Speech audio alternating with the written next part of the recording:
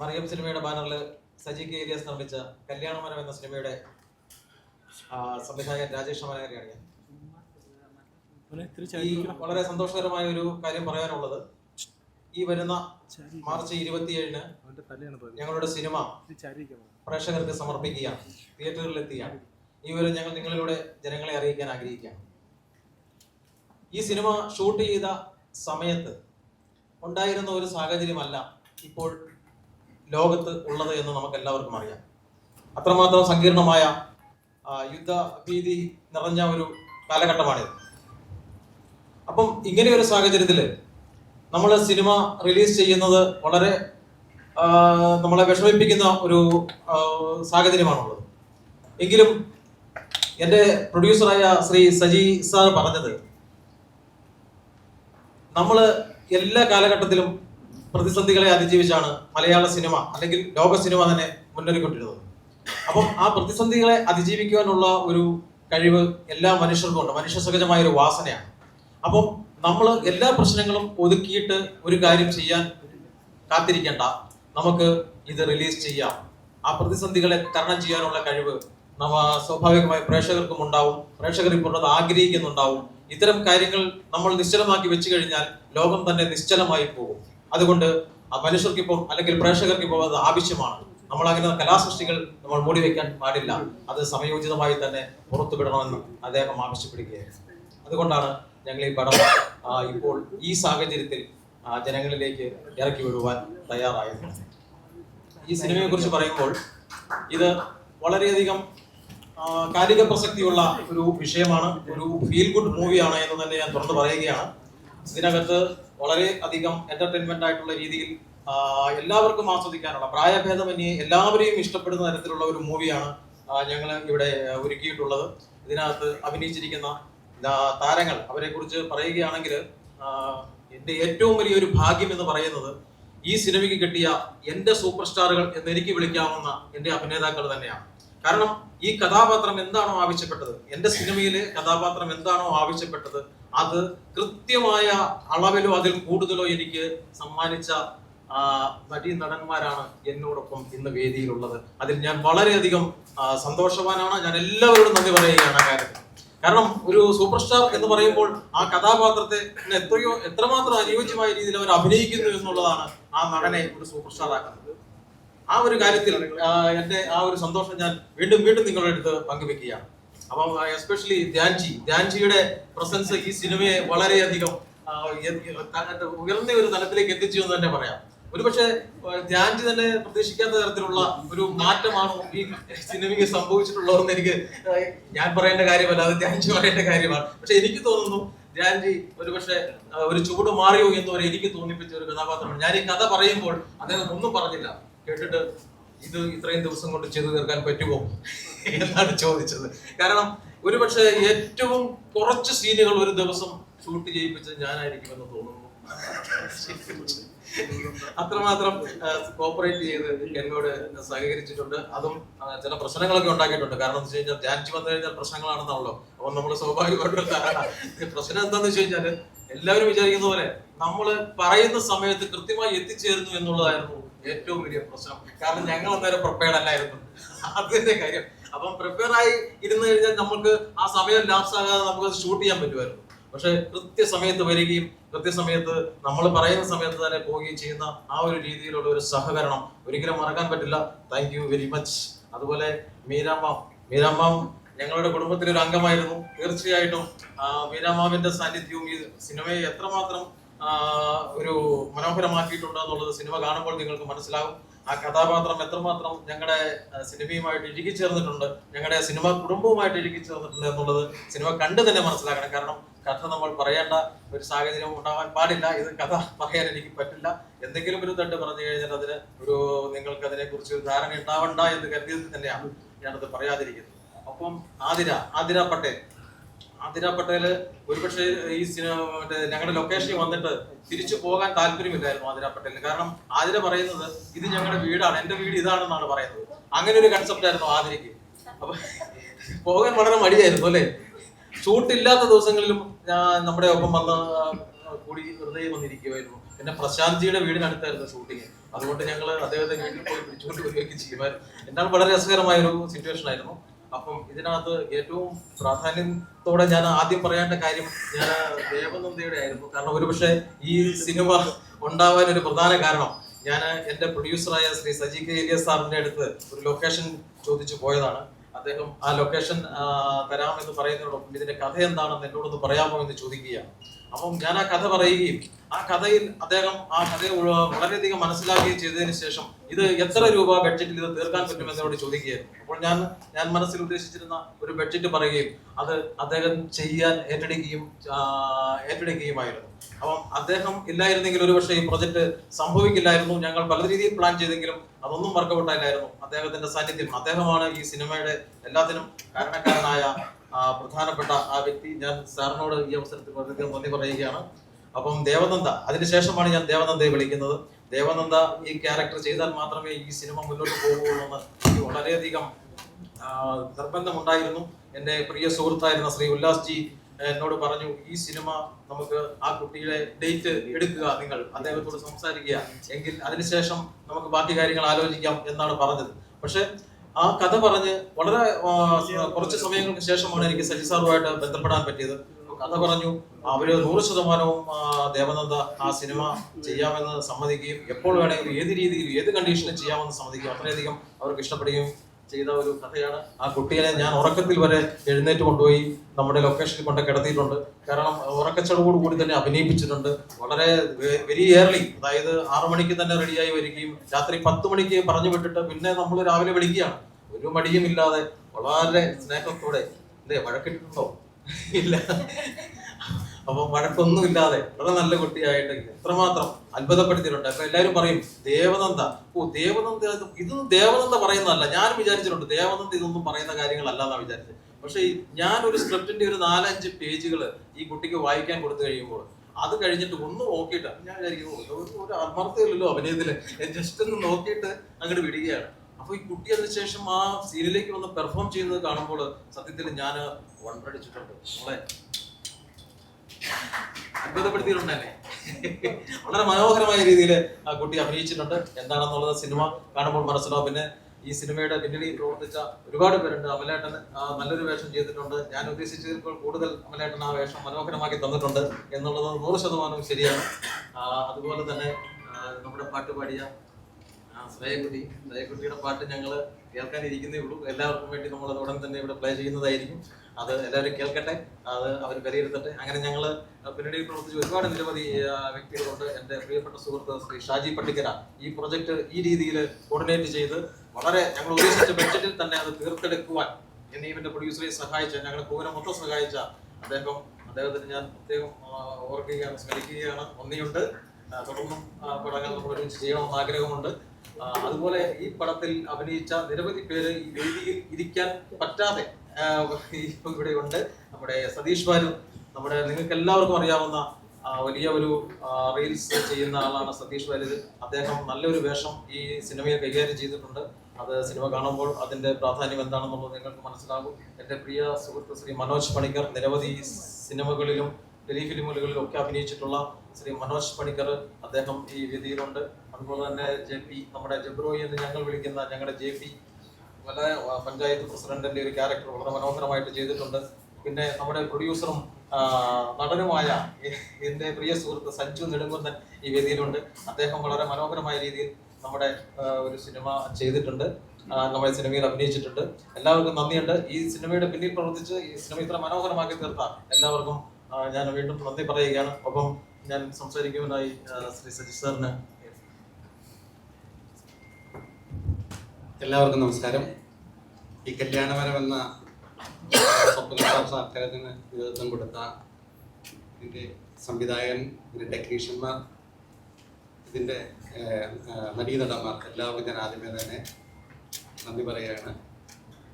പ്രേക്ഷകരോട് ആദ്യമായിട്ട് സിനിമയെ പറ്റി പറയാനുള്ളത്, പ്രേക്ഷകർ ഈ സിനിമ കാണുന്ന പ്രേക്ഷകർ അവരുടെ മനസ്സിൽ അവരുദ്ദേശിക്കുന്ന തരത്തിൽ സന്തോഷവും സങ്കടവും അവരുടെ ആഗ്രഹ പൂർത്തീകരണവും സാക്ഷാത്കരിക്കുന്ന ഒരു സിനിമയാണ് കല്യാണമരം. ഈ കല്യാണമരത്തിലേക്ക് ഞാൻ എത്തിയ കാര്യം ഇപ്പോൾ സംവിധായകൻ ഇവിടെ പറഞ്ഞു. ഈ കല്യാണമരം ക്യൂബിൽ അപ്ലോഡ് ചെയ്തതിന് ശേഷം ഞാൻ കണ്ടു. ഓരോ ഷൂട്ടിംഗ് സമയത്തും ഞാൻ ഇതിനകത്ത് പങ്കെടുക്കുമ്പോൾ ഈ കഥയെപ്പറ്റി എനിക്ക് ഏകദേശം അറിയാമായിരുന്നെങ്കിലും സിനിമ കണ്ടപ്പോൾ എൻ്റെ മനസ്സിൽ വളരെ സങ്കടകരമായ ഒരു അവസ്ഥയായിരുന്നു ആ സിനിമ കണ്ടപ്പോൾ. അത്ര ഫീൽ ഗുഡ് മൂവിയാണ്. ഞാൻ ഒരു നിർമ്മാതാവ് എന്ന നിലയിലല്ല പറയുന്നത്, എൻ്റെ അനുഭവത്തിൻ്റെ സാക്ഷ്യത്തിലാണ് പറയുന്നത്. ഞാൻ ഈ സിനിമയെ ബന്ധപ്പെട്ട് നമ്മുടെ പ്രിയപ്പെട്ട ദേവനന്ദയോട് ഞാൻ പറഞ്ഞു, ഞാൻ സിനിമ കണ്ടു മോളെ എന്ന് ചോദിച്ചപ്പോൾ ദേവനന്ദ ആദ്യം എൻ്റെ അഭിനയം എങ്ങനെയാണെന്നല്ല ചോദിച്ചത്. ദേവനന്ദ ആ സിനിമയിൽ അവൾ ഊണിലും ഉറക്കത്തിലും എല്ലാം കാത്തു സൂക്ഷിക്കുന്ന ഒരു കഥാപാത്രത്തിൻ്റെ പേര് ഞാൻ പറയുന്നില്ല, ആ കഥാപാത്രം എങ്ങനെയുണ്ട് എന്നാണ് എന്നോട് ആദ്യം ചോദിച്ചത്. പിന്നെ ഞാൻ നമ്മുടെ മീര, പിന്നെ ആതിര പട്ടേല്, പ്രശാന്ത് മുരളി, ഇതിൻ്റെ ഗായികയൊക്കെ ഞങ്ങൾക്ക് യാദൃശ്ചികമായിട്ടാണ് ഞങ്ങൾക്ക് കിട്ടിയത്. വളരെ നല്ലൊരു സിനിമയാണിത്, നല്ല ഒരു ഗാനമാണ് ഇതിനകത്ത് ഞങ്ങൾക്ക് കിട്ടിയിരിക്കുന്നത്. അതുപോലെ തന്നെ ശ്രദ്ധയായി പറയുന്നത് എൻ്റെ ക്യാമറമാൻ രജീഷ് രാമനെ എടുത്ത് പറയുകയാണ്, അതേപോലെ ആ ചിത്രം കൈകാര്യം ചെയ്തിട്ടുണ്ട്.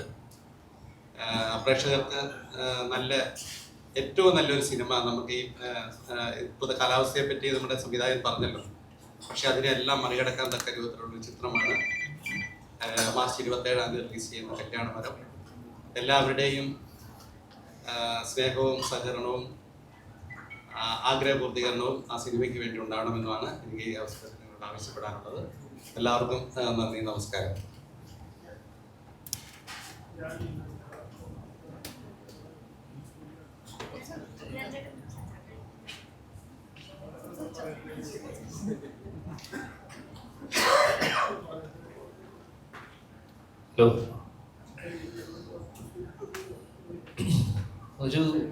ഒരുപാട് നാളുകൾക്ക് ശേഷം കുറെ നല്ല ആൾക്കാരുടെ കൂടെ ഒരു സിനിമ ചെയ്യാൻ പറ്റി എന്നുള്ളതാണ് അതിൻ്റെ ഏറ്റവും വലിയ സന്തോഷം. പ്രത്യേകിച്ച് ഷാജി പട്ടിക്കൽ. അല്ല, അത് നല്ല സിനിമയ്ക്കപ്പുറം നല്ല ആൾക്കാരുടെ കൂടെ സിനിമ ചെയ്യാൻ പറ്റുക എന്ന് പറയുന്നത് ഭയങ്കര വലിയ കാര്യമാണ്. കാരണം നമ്മൾ നല്ല ആൾക്കാർ എന്ന് പറയുമ്പോൾ സിനിമയിൽ നല്ല ആൾക്കാരില്ല എന്നല്ല, വളരെ കുറവാണ് എന്നുള്ളതാണ്. അപ്പൊ ചേട്ടൻ എന്നോട് കഥ പറയുന്ന സമയത്ത് തന്നെ എന്നോട് പറഞ്ഞ ദിവസങ്ങൾ ഇത്രയും ദിവസത്തിൽ നമ്മൾ തീർക്കും, അത്രയും ദിവസം എടുത്തുള്ളൂ. എൻ്റെ വീടിനടുത്ത് തന്നെ ഷൂട്ട്. പല കാരണങ്ങളുണ്ട് എനിക്ക് ഇത് സഹകരിക്കാൻ. എന്ന് വെച്ച് കഴിഞ്ഞാൽ എനിക്ക് തൊട്ടപ്പുറത്താണ്, എനിക്ക് വന്നു പോകേണ്ട ദൂരം ഉണ്ടായിരുന്നുള്ളൂ. ഒരു സ്കൂളിൽ, അതൊരു സ്കൂൾ മാഷായിട്ട് ഇത്രയും സുഖമുള്ള, അല്ലെങ്കിൽ ഇത്രയും പ്രത്യേകിച്ച് ഒന്നും ചെയ്യേണ്ടി എനിക്ക് വന്നിട്ടില്ല. പ്രത്യേകിച്ച് അതും ദേവനന്ദയുടെ കൂടെ സ്ക്രീന് ഷെയർ ചെയ്യാൻ പറ്റിയതൊരു ഭാഗ്യമായി ഞാൻ കരുതുന്നു. കാരണം വളരെ പ്രൊഫഷണൽ ആയിട്ട്, എന്ന് വെച്ച് കഴിഞ്ഞാൽ ചേട്ടൻ പറഞ്ഞ പോലെ എന്നോടൊരു വാക്ക് പോലും സെറ്റിൽ സംസാരിച്ചിട്ടില്ല, അല്ലേ? എന്നോട്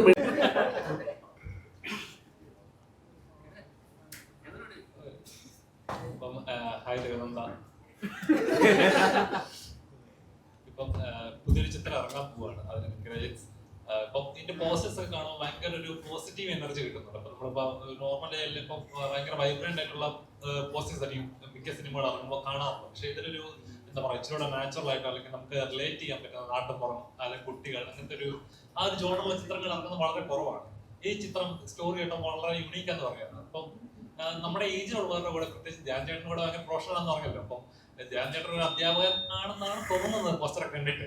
എങ്ങനെയുണ്ട് ധ്യാൻ ചേട്ടൻ ആദ്യം? പറഞ്ഞിരുന്നു, ചേട്ടൻ പറഞ്ഞു. ഇത് എന്തായാലും ഒരു വ്യത്യസ്ത ടൈപ്പ് ക്യാരക്ടറാണ് ഞാൻ ആദ്യമായിട്ട് ചെയ്യുന്നത്. മൂവി കുറെ പേർക്ക് റിലേറ്റ് ചെയ്യാൻ പറ്റുന്ന ഒരു മൂവി ആയിരിക്കും. ഭയങ്കര ക്യൂരിയസ് ആയിട്ടുള്ള ഒരു ക്യാരക്ടറാണ് ഞാൻ ചെയ്തത്. അതിൽ എനിക്ക് ഒത്തിരി സന്തോഷമുണ്ട്. കാരണം ഞാനും എപ്പോഴെന്തെങ്കിലും കണ്ട ചോദ്യം ചോദിക്കും, അല്ലെങ്കിൽ അതെന്താ ഇങ്ങനെ, അതെന്താ ഇങ്ങനെ. ഞാൻ ചെയ്ത കുറെ ക്യാരക്ടേഴ്സ് വന്നിട്ട് ക്യൂരിയസ് ആയിട്ടുള്ള ക്യാരക്ടേഴ്സ്. അപ്പൊ ഈ ക്യാരക്ടറിന് ആ ഒരു എലിമെന്റ് ഉള്ളപ്പോൾ ചെയ്യാൻ എളുപ്പമായിരുന്നു. പിന്നെ ധ്യാൻ ചേട്ടൻ്റെ കൂടെ എനിക്ക് കുറച്ച് സീൻസേ കിട്ടിയുള്ളൂ, പക്ഷെ എല്ലാം നല്ല സീൻസ് ആയിരുന്നു. അതുകൊണ്ട് ഭയങ്കര എൻജോയ് ചെയ്ത് ചെയ്യാൻ പറ്റി.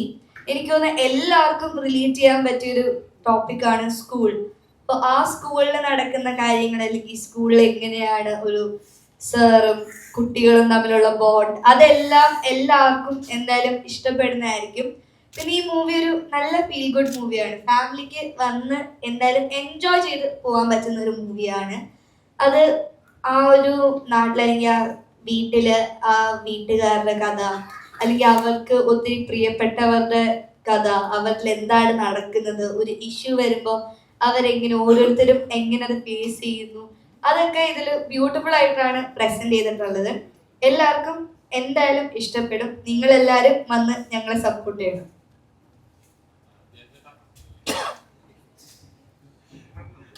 ഇപ്പോഴും നമ്മൾ പറയാറുള്ളതാണ്, അതായത് ഇപ്പം എഡ്യൂക്കേഷൻ സിസ്റ്റം മാറണം. വെറുതെ പുസ്തകം ഉള്ളതുപോലെ കുട്ടികളെ വായിച്ചു പഠിപ്പിക്കുന്നതല്ല പഠനം, അല്ലെങ്കിൽ എഡ്യൂക്കേഷൻ അങ്ങനെയല്ല, ആ സിസ്റ്റം ബ്രേക്ക് ചെയ്യണമെന്ന് പറയാറുണ്ട്.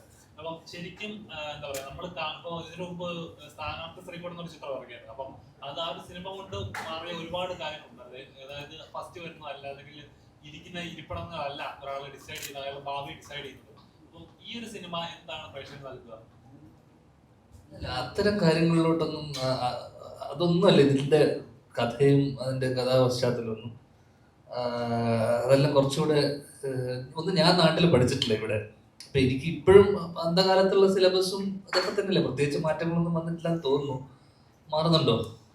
ഇടയ്ക്കൊരു DPP വന്നത് ഓർമ്മയുണ്ട് എനിക്ക്. അതല്ലാതെ പിന്നെയുള്ള ഞാൻ പഠിക്കാത്തതുകൊണ്ട് തന്നെ എനിക്ക് ഇവിടുത്തെ എന്താണ് ഇവിടുത്തെ പാഠ്യപദ്ധതിനെ കുറിച്ചൊന്നും എനിക്ക് വലിയ ജ്ഞാനമില്ല. ഒന്ന് ഇപ്പോഴാണെങ്കിൽ ഒരുപാട് വന്നു, പക്ഷെ CBSE, IB, ICSE, പിന്നെ കേംബ്രിഡ്ജ്, ഇതൊക്കെ കുറേ സിലബസ് ഉണ്ട് ഇപ്പോൾ. അപ്പൊ ഇപ്പോഴത്തെ എഡ്യൂക്കേഷൻ സിസ്റ്റത്തിൽ ഇപ്പൊ സാറിന് ഇതിനെക്കുറിച്ച് കൂടുതൽ സംസാരിക്കാൻ പറ്റും. ബിക്കോസ് സാർ ഒരു സ്കൂള് റൺ ചെയ്യുന്നതാണ്, സ്കൂളിന്റെ ചെയർമാനും കൂടിയാണ്. അപ്പോൾ അത്തരം കാര്യങ്ങളൊന്നും ഈ സിനിമയിലൂടെ നമ്മൾ എന്തായാലും ചർച്ച ചെയ്യുന്നില്ല. അതിൽ വരുന്ന മാറ്റങ്ങളെ കുറിച്ചൊന്നുമല്ല ഈ സിനിമ ചർച്ച ചെയ്യുന്നത്. സിനിമ ടൈറ്റിൽ തന്നെ ഉണ്ട് ഇതിന്റെ ഒരു കഥയും അതിന്റെ ഒരു പരിപാടിയൊക്കെ. അത് ക്രാക്ക് ചെയ്യാൻ പറ്റിയാൽ സിനിമ എന്താണെന്ന് മനസ്സിലാവും. ആക്ച്വലി അത്തരം കാര്യങ്ങളെ കുറിച്ച് സാറ് സംസാരിക്കുന്നതായിരിക്കും. അല്ല, അദ്ദേഹം ചോദിച്ചതിൽ പൊതുവിദ്യാഭ്യാസ മേഖല വളരെ 100% മാറിയിട്ടുണ്ട്. അത് അതിൻ്റെ കെട്ടിലും മട്ടിലും ഭാവത്തിലും രൂപത്തിലും എല്ലാം പൊതുവിദ്യാഭ്യാസ മേഖല മാറിയിട്ടുണ്ട്.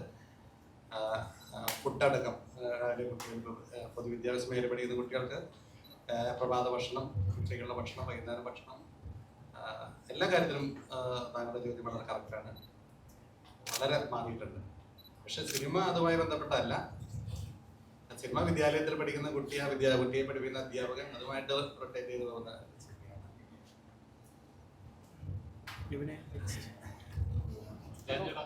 ഇപ്പം കറന്റ് ഉള്ള സിറ്റുവേഷൻ പറഞ്ഞ പോലെ ഇപ്പം സിനിമകൾ പലതും ഇപ്പം ഇറങ്ങുമ്പോൾ കൂടുതൽ നമ്മുടെ സിനിമ മിഡിൽ ഈസ്റ്റിലായിരിക്കും കുറച്ചുകൂടെ കച്ചവടം നടക്കാറ്.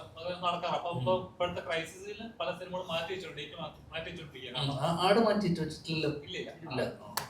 അപ്പം അതിന് കൂടെ ഇറങ്ങാൻ ചിത്രങ്ങളൊക്കെ മാറ്റി വെച്ചു. അപ്പം ടോക്സിക് ഒക്കെ മാറ്റിയത്, ദുരന്തം മാറ്റിയില്ല. അപ്പം അതേപോലെ പല സിനിമകളും മാറ്റുന്നുണ്ട്. അപ്പം ക്രൈസിസിന്റെ കൂടെ ഇപ്പൊ നമ്മുടെ നാട്ടിൽ ഇപ്പൊ മെയിനായിട്ട് ഇപ്പൊ ഗ്യാസ് ഇല്ലാതായിക്കോട്ടെ, ഓൺലൈനിൽ അടയ്ക്കുന്നു. അപ്പം അത് സിനിമയെ ബാധിച്ചു തുടങ്ങുന്നുണ്ട്. ഇപ്പൊ പല സെറ്റുകളിൽ ഇപ്പൊ ആഹാരം കൊടുക്കാൻ, അതുകൊണ്ട് അതും നിന്നുണ്ട്. അപ്പം മുന്നോട്ടുള്ള ഭാവി അല്ലെങ്കിൽ സിനിമയിൽ ഇനി കുറയുവാണോ അല്ലെങ്കിൽ കുറയാൻ ചാൻസുകളാണോ? യുദ്ധം തീരാൻ പ്രവർത്തിക്കുക, അല്ലാണ്ട് ഞാനാണ് ഇവിടെ ഭാവി ഇതാക്കേണ്ടത്. നമ്മളെല്ലാരും ഇത് പ്രാർത്ഥിച്ച് വല്ല യുദ്ധം ചെയ്യാൻ പറ്റി പ്രാർത്ഥിച്ച് ഇത് എപ്പോഴെങ്കിലും അവസാനിക്കണമെന്ന് ആലോചിക്കുക, അല്ലാണ്ട് ഞാൻ എന്ത് ചെയ്യാൻ. മുന്നോട്ടുള്ള ഭാവി തുടർന്ന് പോവുകയാണെങ്കിൽ ഇതൊക്കെ ഇല്ലാണ്ട് ഈ റിസോഴ്സസ് ഒക്കെ കട്ടായി പോകും. പിന്നെന്താ, പട്ടിണിയായി പോകും. പിന്നെ നമ്മളെല്ലാം കക്കാൻ ഇറങ്ങേണ്ടി വരും. പിന്നെ നാട്ടിൽ വേറൊരു അവസ്ഥ വരുമല്ലേ പിന്നെ. അപ്പൊ ഇത് എത്രയും പെട്ടെന്ന് അവസാനിക്കട്ടെ എന്ന് പ്രാർത്ഥിക്കുക, വേറെന്ത് ചെയ്യാനാ.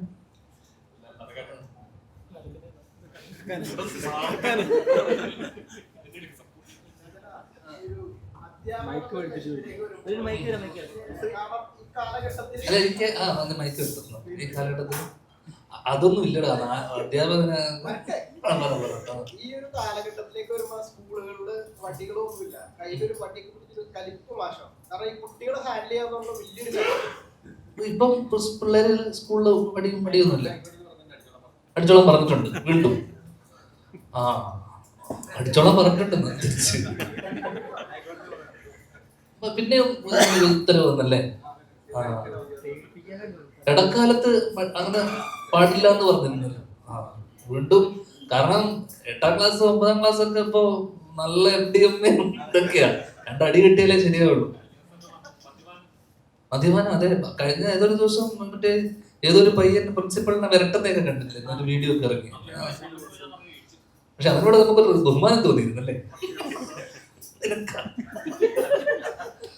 അല്ല, അതുകൊണ്ട് ഇത് ഞാനൊരു ഫോട്ടോഷൂട്ടിന് വേണ്ടി എടുത്തതാ. പക്ഷെ ഇപ്പോൾ തിരിച്ചടിക്കാമെങ്കിൽ അടിക്കാം. പക്ഷെ ഞാനൊക്കെ പണ്ട് പഠിച്ചോണ്ടിരുന്ന സമയത്ത് എന്നെ അടിച്ചാൽ ഞാൻ തിരിച്ചടിക്കുന്നുള്ളതായിരുന്നു നമ്മുടെ ഒക്കെ ഒരു മൈൻഡ്. പക്ഷെ അടിച്ചു കഴിഞ്ഞാൽ തിരിച്ചടി കിട്ടുമോ? പക്ഷെ ഇനി എന്താ, അടിച്ചാല് നന്നാവുള്ളൂ പിള്ളേര്. കുറച്ചൊക്കെ അടി അവിടെ ഇവിടെ ഒക്കെ കിട്ടിയാൽ ചിലപ്പോ നന്നായാലോ. എനിക്കൊരടി കിട്ടിയപ്പോ ഞാൻ നന്നായി. അതുകൊണ്ട് അടിയെ ഞാൻ സപ്പോർട്ട് ചെയ്യുള്ളൂ. എന്താണെങ്കിലും കായികമായി നേരിടുന്നത് ചിലർക്ക് അടി കിട്ടിയാൽ നല്ലതാന്ന് തോന്നും. നാട്ടിലിപ്പോ സ്കൂളിൽ അടിയൊക്കെ ഉണ്ടോ ഇപ്പൊ പിള്ളേർക്കൊക്കെ? അടിക്കുമല്ലേ? സ്കൂളിൽ പോകുന്ന കുട്ടി ദേവനന്ദ അടി കിട്ടാറുണ്ടോ? സിലബസ് CBSE-യിലില്ല, അടിയില്ല. അല്ല, CBSE-യിലൊക്കെ കുറച്ചുകൂടെ എല്ലാം കറക്റ്റ് ആയിരിക്കും അല്ലേ? ആ, അടിക്കില്ല. അടിക്കുന്നതിനോട് എനിക്ക് വലിയ യോജിപ്പൊന്നുമില്ല. പക്ഷെ അത്ര അടി കിട്ടിയേ നന്നാവുന്നുള്ള ചില നമ്മൾ കാണുമ്പോ തോന്നൂല ഇവന് 2 അടി കിട്ടണം എന്നുള്ളത്. വീട്ടുകാർക്കും തോന്നും ചിലർ കാണുമ്പോ ഇവന് 2 അടി. അങ്ങനെ ഒരാളായിരുന്നു നീ, അങ്ങനെയൊക്കെ തന്നെ ആയിരുന്നിരിക്കണം. അപ്പൊ അവരും പറയുമല്ലോ, സാറേ ഒന്ന് പിന്നെ പറ്റുവാണെങ്കിൽ നല്ലോണം കൊടുത്തോന്ന് പറയുമല്ലോ. നമ്മുടെ അച്ഛനമ്മമാർ തന്നെ വന്നിട്ട് പറയും. ആദ്യം അവരാ പറയാ. അങ്ങനെയുള്ള ആൾക്കാർക്ക് കിട്ടുന്നതിന് വലിയ പ്രശ്നമൊന്നും ഇല്ല എന്നുള്ളതാണ് എന്റെ അഭിപ്രായം. അങ്ങനെ കിട്ടി വന്ന ആളായതുകൊണ്ട് എനിക്ക് നന്നായിട്ടേ ഉള്ളൂ. നമ്മള് CBSE പഠിക്കണമായിരുന്നു അല്ലേ?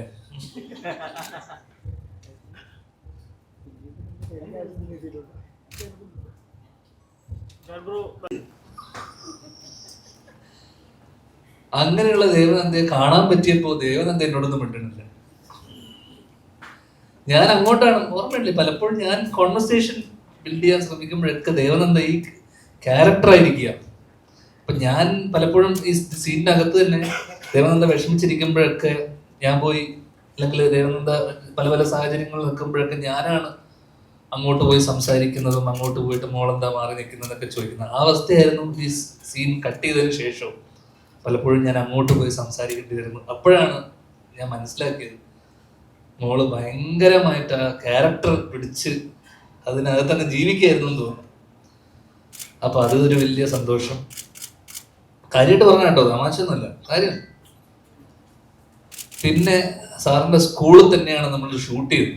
അപ്പോൾ ആ സ്കൂള് അടുത്ത് ഞാൻ അതിനകത്ത് തൊട്ട് മുന്നേ പ്രിൻസൻ ഫാമിലി സിനിമ ഷൂട്ട് ചെയ്തിട്ടുണ്ട്. അപ്പൊ കുറെ കാലത്തിന് ശേഷം ഒരു സ്കൂൾ അങ്കണത്തിൽ ഒരു സിനിമ ഷൂട്ട്, അതൊക്കെ ഒരു ഭയങ്കര ഒരു രസമുള്ള, അല്ലെങ്കിൽ നല്ലൊരു ഓർമ്മയായിരുന്നു. ആ 4 ചുരുക്കം ചില ദിവസങ്ങൾ ഉണ്ടായിരുന്നുള്ളൂ.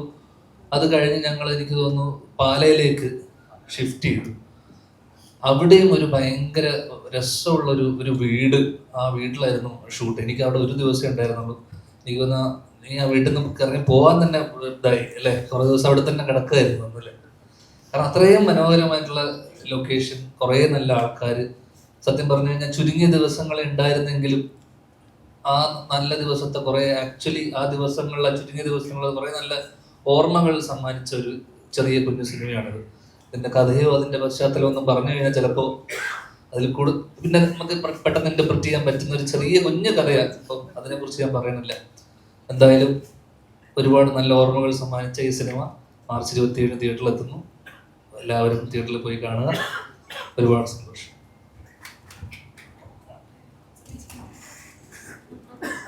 ആദ്യം തന്നെ നിങ്ങളെല്ലാവരും ഇവിടെ ഞങ്ങളെ സപ്പോർട്ട് ചെയ്യാൻ എത്തിയതിൽ ഒത്തിരി നന്ദിയുണ്ട്. കാരണം നിങ്ങളെല്ലാവരും വരുമ്പോഴാണ് നമ്മുടെ സിനിമ ഒരു ഫുൾ ഫാമിലി ആകുന്നത്. കാരണം നിങ്ങളെല്ലാവരും നമ്മുടെ ഫാമിലിയിലൊരു ഭാഗമാണ്. അപ്പൊ നിങ്ങളെല്ലാവരെയും കാണുമ്പോൾ ഒത്തിരി സന്തോഷം. പിന്നെ ഈ സിനിമ എനിക്ക് ഭയങ്കര പ്രിയപ്പെട്ട ഒരു മൂവിയാണ്. കാരണം എനിക്ക് ഭയങ്കര ഇത്രയും അടുപ്പം, ഒരു ഫാമിലി പോലെ തന്നെയായിരുന്നു നമ്മുടെ സെറ്റില്. ഇപ്പൊ മീര ആന്റി ആണെങ്കിലും പാപ്പു ചേച്ചി ആണെങ്കിലും നമ്മളെല്ലാരും നമ്മുടെ ആ റോൾ, നമ്മൾ ചെയ്യുന്ന ആ ക്യാരക്ടേഴ്സ് എത്ര അടുപ്പമുണ്ടോ അത്രയും അടുപ്പമായിരുന്നു നമ്മൾ ഓഫ് സ്ക്രീനിലും. ഞങ്ങള് എപ്പോഴും ഒന്നിച്ചുണ്ടാകും, ഞങ്ങള് ഓരോ ഗെയിംസ് കളിക്കും. അതൊക്കെ ഭയങ്കര സന്തോഷമായിരുന്നു. അതുകൊണ്ട് നമുക്ക് ആ മൂവി ചെയ്യുമ്പോഴും ഭയങ്കര എളുപ്പത്തിൽ ചെയ്യാൻ പറ്റി. കാരണം ആ ബോണ്ട് നമ്മൾ ഓഫ് സ്ക്രീനിൽ അത് ഉണ്ടാക്കിയിരുന്നു. അതുകൊണ്ട് ഇത്രയും നല്ല ഒരു മൂവിയുടെ ഭാഗമായിട്ട് ഇവരുടെ എല്ലാവരുടെയും കൂടെ ഒത്തിരി മെമ്മറീസ് ഉണ്ട്. ഇപ്പൊ തിരിഞ്ഞു നോക്കിയ ഒത്തിരി ഒത്തിരി നല്ല നമ്മള് ചെയ്ത കാര്യങ്ങളുണ്ട്. അതുപോലെ ധ്യാൻ ചേട്ടൻ പറഞ്ഞു ഞാൻ ചേട്ടന് സംസാരിച്ചില്ലാന്ന്. ഞാൻ ചേട്ടന് ഇന്റർവ്യൂസ് ഒക്കെ കാണാറുണ്ട്. ചേട്ടൻ ഭയങ്കര ഒരു ഫണ്ണി ആയിട്ടുള്ള പേഴ്സൺ ആണ് ഇന്റർവ്യൂവിൽ. പക്ഷെ ചേട്ടൻ സെറ്റ് വന്നപ്പോഴേ ഞാൻ അറിയുന്നത് ഭയങ്കര പ്രൊഫഷണൽ ആയിട്ടുള്ള ഒരാളാണ്. ഭയങ്കര പ്രൊഫഷണലാ ചേട്ടൻ. ഓൺ ടൈം എത്തും, എല്ലാം കൃത്യം ചെയ്യുന്ന ഒരാളാണ്. ഞാൻ ആദ്യം എനിക്ക് അതിശയായി, എന്ത് പ്രൊഫഷണൽ ആണെന്നറിയോ. അപ്പം ചേട്ടന്റെ കൂടെ പെർഫോം ചെയ്യുക അല്ലെങ്കിൽ വർക്ക് ചെയ്യുമ്പോൾ നമ്മളും അത്രയും പ്രൊഫഷണലിസം കാണിക്കണം, നമ്മളും അത്രയും ഇൻപുട്ട് ഇടണം. അപ്പൊ ചേട്ടന്റെ കൂടെ ഞാൻ ചേട്ടന്റെ ഇന്റർവ്യൂസ് എല്ലാം കാണുന്നതാണ്. അപ്പൊ എനിക്ക് ചേട്ടന്റെ കൂടെ അഭിനയിക്കാൻ പറ്റിയതിൽ ഒത്തിരി സന്തോഷമുണ്ട്. കാരണം ഞാൻ ഒത്തിരി ഇഷ്ടപ്പെട്ട്, ഞാൻ കുറേ റോൾസ് ഉണ്ട് ചേട്ടന് എനിക്ക് ഇഷ്ടമുള്ള, അല്ലെങ്കിൽ ചേട്ടന്റെ ഓരോ വർക്ക്സ് അതൊക്കെ എനിക്ക് ഭയങ്കര ഇഷ്ടമുള്ള മൂവീസാണ്. അപ്പൊ ചേട്ടനെ നേരി കണ്ടപ്പോൾ എനിക്കും ഭയങ്കര സന്തോഷമായിരുന്നു. ഇത്രയും പ്രൊഫഷണൽ ആയിട്ടുള്ള ആക്ടേഴ്സ് അല്ലെങ്കിൽ ആക്ട്രസസിന്റെ കൂടെ ഭാഗമാകാൻ കഴിഞ്ഞത് ഒരു വലിയ ബ്ലെസ്സിങ് ആയിട്ടാണ് ഞാനും കരുതുന്നത്. പിന്നെ എല്ലാവരും, ഇവിടെയുള്ള എല്ലാവരും എനിക്ക് വളരെയധികം പ്രിയപ്പെട്ടതാണ്. കാരണം ഇവർ ഓരോരുത്തരും എന്നെ കല്യാണ മരത്തിന്റെ ജേർണിയിൽ ഭയങ്കരമായിട്ട് ഹെൽപ്പ് ചെയ്തിട്ടുണ്ട്. നമ്മുടെ ഡയറക്ടർ അങ്കിളിന് ഒരു ക്ലിയർ വിഷൻ ഉണ്ടായിരുന്നു. ആ വിഷൻ ഞങ്ങളെ എല്ലാവരെയും കൃത്യമായിട്ട് മനസ്സിലാക്കി തന്നിട്ടുണ്ട്. അതുകൊണ്ട് നമ്മൾക്ക് ഫ്രീഡം ഉണ്ട്, എന്ത് വേണമെങ്കിലും നമുക്ക് എന്ത് ഇൻപുട്ട് ആ ക്യാരക്ടറിന് കൊടുക്കണോ അത് കൊടുക്കാനുള്ള ഫ്രീഡം നമുക്ക് തന്നിട്ടുണ്ട്. അത് അങ്കിളുടെ രീതിയിൽ എങ്ങനെ മാറ്റണം എന്ന് അങ്കിളിന് തോന്നുമെങ്കിൽ നമ്മുടെ അടുത്ത് വന്ന് പറയും, ഇങ്ങനെ ചെയ്യാം, നമുക്ക് അങ്ങനെ ട്രൈ ചെയ്യാം. അതൊക്കെ നമ്മളെ ഒത്തിരി ആ ക്യാരക്ടർ ഷേപ്പ് ചെയ്യാൻ, അല്ലെങ്കിൽ ആ ക്യാരക്ടറിന് കുറച്ച് കുഞ്ഞു മൈന്യൂട്ട് കാര്യങ്ങളാണെങ്കിലും അത് മൂവി ഒന്നിച്ച് വന്നപ്പോ അത് ഭയങ്കര ഭംഗിയായിട്ടുണ്ട്. ഫൈനൽ എഡിറ്റ് ഞാൻ കണ്ടില്ല, എനിക്ക് കാണണമെന്നുണ്ട്. പക്ഷെ എനിക്ക് തോന്നുന്നു എപ്പോഴും നമ്മള് തിയേറ്ററിൽ പോയിട്ട് അത് ആദ്യമായിട്ട് ഫസ്റ്റ് ഷോ എല്ലാവരെയും കൂടി ഇരുന്ന് കാണുമ്പോ ഭയങ്കര ഒരു സന്തോഷാണ്. ഡബിങ്ങിന് കണ്ടിരുന്നു കുറെ സീൻസ്. എല്ലാവരുടെയും അഭിനയം എനിക്ക് ഭയങ്കര അധികം ഇഷ്ടമായി. കാരണം ഓരോരുത്തരും അത്രയധികം ഇൻപുട്ട് കൊടുത്തിട്ടുണ്ട്. അവരവരുടെ ക്യാരക്ടറായിട്ട് ട്രൂലി ജീവിക്കുകയായിരുന്നു. ഇനി എനിക്ക് തിയേറ്ററിൽ പോയി കാണുമ്പോഴാണ് എത്രയധികം നന്നായിട്ടുണ്ടെന്ന് അറിയാൻ പറ്റുള്ളൂ. പക്ഷെ എന്തായാലും എനിക്ക് ഉറപ്പിച്ച് പറയാൻ പറ്റും, പോയി സിനിമ കാണുന്നവര് ഡിസപ്പോയിന്റഡ് ആയിട്ട് ഇറങ്ങത്തില്ല. കാരണം ഒരു നല്ല മൂവിയാണ്. അതും എല്ലാവർക്കും കൺവീനിയന്റ് ആയിട്ടുള്ള ഒരു ഡേറ്റ് ആണ് ചൂസ് ചെയ്തിട്ടുള്ളത്. എല്ലാവരെയും ആനുവൽ എക്സാംസ് കഴിഞ്ഞിട്ട് പോയി റിലാക്സ് ചെയ്ത് കാണാൻ പറ്റുന്ന ഒരു മൂവിയാണ്.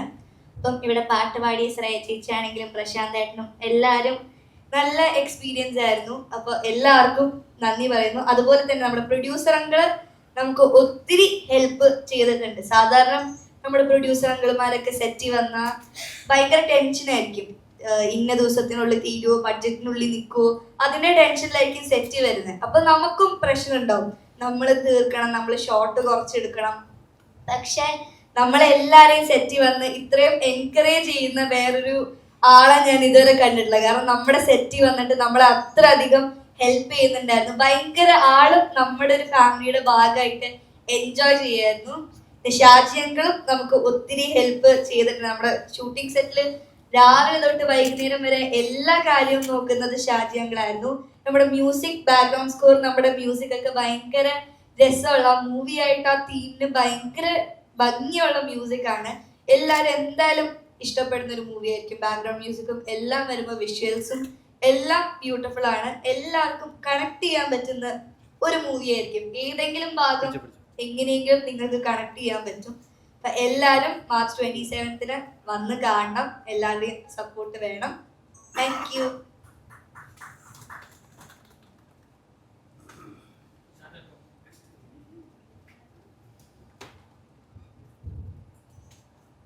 എല്ലാവർക്കും നമസ്കാരം. ഈ സിനിമയിലേക്ക് വരുമ്പം എനിക്ക് രാജേട്ടൻ എൻ്റെ അയൽപക്കംകാരനാണെന്ന് അറിയില്ലായിരുന്നു. ഞങ്ങൾ വീട്ടിന് ഏകദേശം അടുത്തടുത്തുള്ളതായിരുന്നു. പിന്നെ ധ്യാൻ ചേട്ടൻ പറഞ്ഞ പോലെ എല്ലാവർക്കും സൗകര്യപ്രകാരം ഇപ്പം ധ്യാൻ ചേട്ടൻ്റെ വീടിനടുത്ത് ഷൂട്ട് ചെയ്ത പോലെ എൻ്റെ വീടിനടുത്തായിരുന്നു ഷൂട്ട്. വീട്ടിൽ നിന്ന് പോയിട്ട് വരുന്ന ഒരു പ്രത്യേക സന്തോഷകരമായ അവസ്ഥയുണ്ടായിരുന്നു. അതൊരു സുഖകരമായ അവസ്ഥയാണ്. പിന്നെ എല്ലാവരും പറഞ്ഞ പോലെ ഇത്ര ആർട്ടിസ്റ്റുകളിലൂടെ വർക്ക് ചെയ്യാൻ പറ്റി. ധ്യാൻ ചേട്ടൻ്റെ കൂടെ വർക്ക് ചെയ്യാൻ പറ്റിയില്ല, ഒരു പടത്തിലാന്നേ ഉള്ളൂ. ഞങ്ങൾക്ക് ഒരുമിച്ച് സീൻസ് ഒന്നുമില്ല.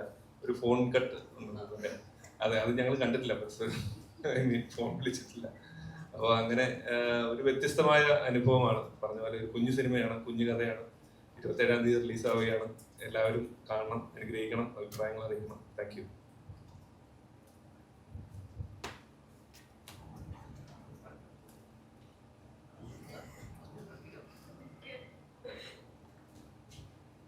Hi, hello. ഇവർ പറഞ്ഞതിൽ കൂടുതലായിട്ട് എനിക്ക് ആഡ് ചെയ്യാനൊന്നുമില്ല. ഇവർ കുറേ സംസാരിച്ചു കഴിഞ്ഞു. അപ്പോൾ ഒരുപാട് സന്തോഷമുണ്ട് ഇങ്ങനൊരു പടത്തിൽ പാട്ടാവാൻ പറ്റിയത്, രാഖി എന്നുള്ളൊരു ക്യാരക്ടർ ചെയ്യാൻ പറ്റിയതിൽ. എൻ്റെ ക്യാരക്ടറായിട്ട് കുറച്ച് വ്യത്യാസങ്ങളുള്ള ക്യാരക്ടറാണ്. അപ്പോൾ അതൊരു ഇൻട്രസ്റ്റിംഗ് എക്സ്പീരിയൻസ് ആയിരുന്നു ഈ ഒരു ക്യാരക്ടർ ചെയ്യാവുന്നത്. അപ്പോൾ ആ ഒരു ഓപ്പർച്യൂണിറ്റി തന്നതിന് thank you so much, director sir and producer sir and also Shaji. And yes, of course, ഇവരെല്ലാവരുമായിട്ട് ഉള്ള കോമ്പിനേഷൻസ് വളരെ ബ്യൂട്ടിഫുൾ ആയിരുന്നു. അത് നല്ലൊരു എക്സ്പീരിയൻസ് ആയിരുന്നു. ഐ ഹോപ്പ് എല്ലാവരും തിയേറ്ററിൽ പോയിട്ട് സിനിമ കണ്ട് എൻജോയ് ചെയ്യുമെന്ന് പ്രതീക്ഷിക്കുന്നു. Thank you so much.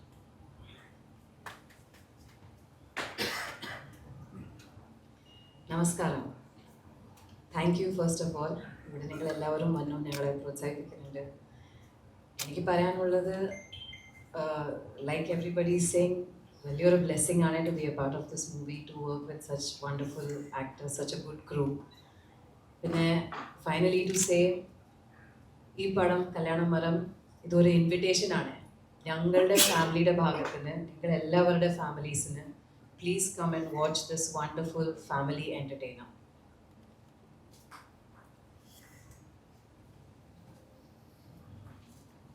എല്ലാവർക്കും നമസ്കാരം.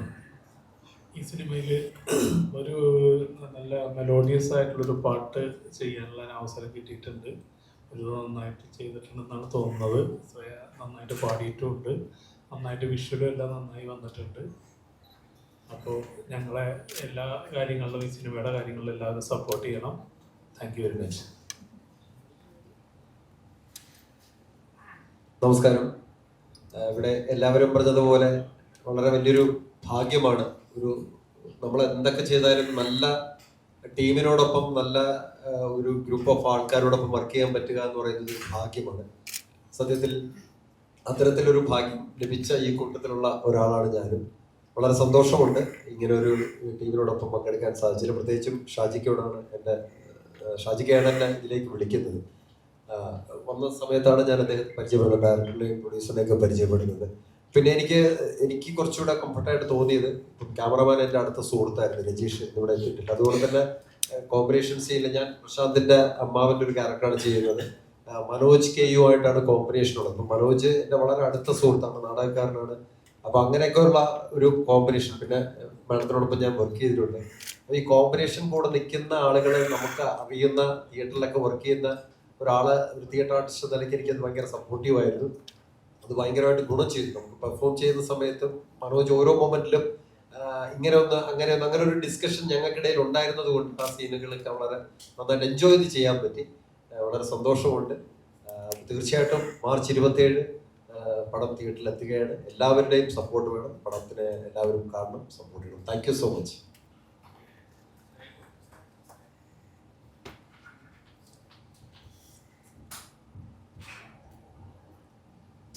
ഹായ് ഓൾ, എല്ലാവർക്കും നമസ്കാരം. ഒരുപാട് സന്തോഷമുണ്ട് കല്യാണമരത്തിൻ്റെ ഒരു ഭാഗമാകാൻ കഴിഞ്ഞതിൽ. ഞാൻ ശരിക്കും തീരെ എക്സ്പെക്റ്റഡ് ആവാതെ ഈ മൂവിയിലേക്ക് വന്ന ഒരാളാണ്. കാരണം ആദ്യം സോങ്സ് ഒന്നും ഇല്ലായിരുന്നു തോന്നുന്നു, പിന്നെയാണ് ഒരു പാട്ടുണ്ട് എന്ന് പറഞ്ഞ് വിളിക്കുന്നത്. അജയ് ജോസഫ് സാർ ഒരു ബ്യൂട്ടിഫുൾ സോങ് ആണ് പാടിയിട്ടുള്ളത്. അതിൻ്റെ ഒരു പ്രത്യേകത എന്ന് വെച്ചാൽ നമ്മുടെ ഈ ഒരു ന്യൂജൻ കാലത്ത് ഇറങ്ങുന്ന ഒരു പാട്ട് പോലത്തെ ഒരു പാട്ടല്ല, അതൊരു ഭയങ്കര ഒരു പഴയ രീതിയിലുള്ളൊരു റെട്രോ കൈൻഡ് ഓഫ് സോങ് ആണ്. ഒരുപാട് എൻജോയ് ചെയ്തിട്ടാണ് ഞാൻ പാടിയിട്ടുണ്ടായിരുന്നത്. അത് എനിക്ക് എൻ്റെ ഫുൾ 100% കൊടുത്ത് ആ സോങ് പാടാൻ പറ്റിയിട്ടുണ്ടെന്നാണ് എൻ്റെ വിശ്വാസം. സോ പിന്നെ എൻ്റെ അനിയത്തി ദേവൂടെ മൂവിയാണ്. സോ ഇവരെല്ലാവരും ഇരിക്കുന്ന എല്ലാ ആർട്ടിസ്റ്റുകളുടെയും കൂടെ ഞാൻ ആദ്യമായിട്ടാണ് വർക്ക് ചെയ്യുന്നതും. So happy to be here, so happy to be part of Kalyanamaram. അപ്പം മൂവി മാർച്ച് 27 റിലീസ് ചെയ്യാണ്. എല്ലാവരും വരണം, നമ്മൾ സപ്പോർട്ട് ചെയ്യാം. Thank you.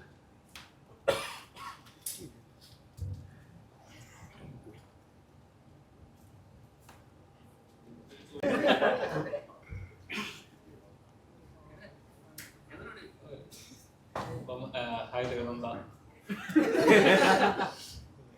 ഇപ്പം പുതിയൊരു ചിത്രം ഇറങ്ങാൻ പോവാണ്, അതിന് കൺഗ്രാജുലേഷൻസ്. ഇപ്പം ഇതിന്റെ പോസ്റ്റേഴ്സ് ഒക്കെ കാണുമ്പോൾ ഒരു പോസിറ്റീവ് എനർജി കിട്ടുന്നുണ്ട്. അപ്പൊ നമ്മളിപ്പോ നോർമൽ ഇപ്പൊ ഭയങ്കര വൈബ്രന്റ് ആയിട്ടുള്ള പോസ്റ്റേഴ്സ് ആയിരിക്കും മിക്ക സിനിമകൾ ഇറങ്ങുമ്പോൾ കാണാറുണ്ട്. പക്ഷെ ഇതിലൊരു എന്താ പറയുക, ഇച്ചിരി നാച്ചുറൽ ആയിട്ട് അല്ലെങ്കിൽ നമുക്ക് റിലേറ്റ് ചെയ്യാൻ പറ്റുന്ന നാട്ടുപുറം അല്ലെങ്കിൽ കുട്ടികൾ അങ്ങനത്തെ ഒരു ആ ഒരു ജോണുള്ള ചിത്രങ്ങൾ ഇറങ്ങുന്നത് വളരെ കുറവാണ്. ഈ ചിത്രം സ്റ്റോറി കേട്ടപ്പോൾ വളരെ യുണീക്ക് എന്ന് പറയുന്നത്. അപ്പം നമ്മുടെ ഏജിലുള്ളവരുടെ കൂടെ, പ്രത്യേകിച്ച് ധ്യാൻ ചേട്ടനും കൂടെ ഭയങ്കര പ്രൊഫഷണൽ ആണെന്ന് പറഞ്ഞല്ലോ. അപ്പം ധ്യാൻ ചേട്ടൻ ഒരു അധ്യാപകൻ ആണെന്നാണ് തോന്നുന്നത് പോസ്റ്ററൊക്കെ കണ്ടിട്ട്. എങ്ങനെയുണ്ട് ധ്യാൻ ചേട്ടൻ ആദ്യം? പറഞ്ഞിരുന്നു ചേട്ടൻ പറഞ്ഞു. ഇത് എന്തായാലും ഒരു വ്യത്യസ്ത ടൈപ്പ് ക്യാരക്ടറാണ് ഞാൻ ആദ്യമായിട്ട് ചെയ്യുന്നത്. മൂവി കുറേ പേർക്ക് റിലേറ്റ് ചെയ്യാൻ പറ്റുന്ന ഒരു മൂവി ആയിരിക്കും. ഭയങ്കര ക്യൂരിയസ് ആയിട്ടുള്ള ഒരു ക്യാരക്ടറാണ് ഞാൻ ചെയ്തത്. അതിൽ എനിക്ക് ഒത്തിരി സന്തോഷമുണ്ട്. കാരണം ഞാനും എപ്പോഴും എന്തെങ്കിലും കണ്ട ചോദ്യം ചോദിക്കും, അല്ലെങ്കിൽ അതെന്താ ഇങ്ങനെ, അതെന്താ ഇങ്ങനെ. ഞാൻ ചെയ്ത കുറെ ക്യാരക്ടേഴ്സും അങ്ങനത്തെ ക്യൂരിയസ് ആയിട്ടുള്ള ക്യാരക്ടേഴ്സ്. അപ്പൊ ഈ ക്യാരക്ടറിനും ആ ഒരു എലിമെന്റ് ഉള്ളപ്പോൾ ചെയ്യാൻ എളുപ്പമായിരുന്നു. പിന്നെ ധ്യാൻ ചേട്ടൻ്റെ കൂടെ എനിക്ക് കുറച്ച് സീൻസേ കിട്ടിയുള്ളൂ, പക്ഷെ എല്ലാം നല്ല സീൻസ് ആയിരുന്നു. അതുകൊണ്ട് ഭയങ്കര എൻജോയ് ചെയ്ത് ചെയ്യാൻ പറ്റി. എനിക്ക് തോന്നുന്നു എല്ലാവർക്കും റിലേറ്റ് ചെയ്യാൻ പറ്റിയൊരു ടോപ്പിക്കാണ് സ്കൂൾ. അപ്പോൾ ആ സ്കൂളിൽ നടക്കുന്ന കാര്യങ്ങൾ, അല്ലെങ്കിൽ സ്കൂളിൽ എങ്ങനെയാണ് ഒരു സാറും കുട്ടികളും തമ്മിലുള്ള ബോണ്ട്, അതെല്ലാം എല്ലാവർക്കും എന്തായാലും ഇഷ്ടപ്പെടുന്നതായിരിക്കും. പിന്നെ ഈ മൂവി ഒരു നല്ല ഫീൽ ഗുഡ് മൂവിയാണ്. ഫാമിലിക്ക് വന്ന് എന്തായാലും എൻജോയ് ചെയ്ത് പോകാൻ പറ്റുന്ന ഒരു മൂവിയാണ്. അത് ആ ഒരു നാട്ടിൽ, അല്ലെങ്കിൽ ആ വീട്ടില് ആ വീട്ടുകാരുടെ കഥ, അല്ലെങ്കിൽ അവർക്ക് ഒത്തിരി പ്രിയപ്പെട്ടവരുടെ കഥ, അവരിൽ എന്താണ് നടക്കുന്നത്, ഒരു ഇഷ്യൂ വരുമ്പോൾ അവരെങ്ങനെ ഓരോരുത്തരും എങ്ങനെ അത് ഫേസ് ചെയ്യുന്നു, അതൊക്കെ ഇതിൽ ബ്യൂട്ടിഫുൾ ആയിട്ടാണ് പ്രസന്റ് ചെയ്തിട്ടുള്ളത്. എല്ലാവർക്കും എന്തായാലും ഇഷ്ടപ്പെടും. നിങ്ങളെല്ലാവരും വന്ന് ഞങ്ങളെ സപ്പോർട്ട് ചെയ്യണം.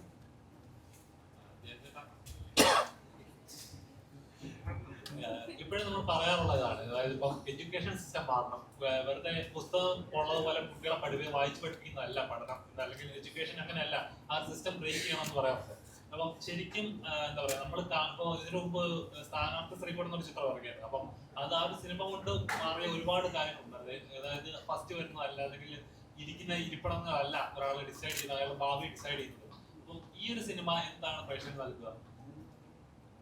അത്തരം കാര്യങ്ങളിലോട്ടൊന്നും അതൊന്നുമല്ല ഇതിന്റെ കഥയും അതിന്റെ കഥാപശ്ചാത്തലമൊന്നും. അതെല്ലാം കുറച്ചുകൂടെ ഒന്നും ഞാൻ നാട്ടിൽ പഠിച്ചിട്ടില്ല ഇവിടെ. അപ്പൊ എനിക്ക് ഇപ്പോഴും അന്ധകാലത്തുള്ള സിലബസും അതൊക്കെ തന്നെയല്ലേ, പ്രത്യേകിച്ച് മാറ്റങ്ങളൊന്നും വന്നിട്ടില്ലെന്ന് തോന്നുന്നു. മാറുന്നുണ്ടോ? ഇടയ്ക്കൊരു DPP വന്നത് ഓർമ്മയുണ്ട് എനിക്ക്. അതല്ലാതെ പിന്നെയുള്ള ഞാൻ പഠിക്കാത്തതുകൊണ്ട് തന്നെ എനിക്ക് ഇവിടുത്തെ എന്താണ് ഇവിടുത്തെ പാഠ്യപദ്ധതിനെ കുറിച്ചൊന്നും എനിക്ക് വലിയ ജ്ഞാനമില്ല.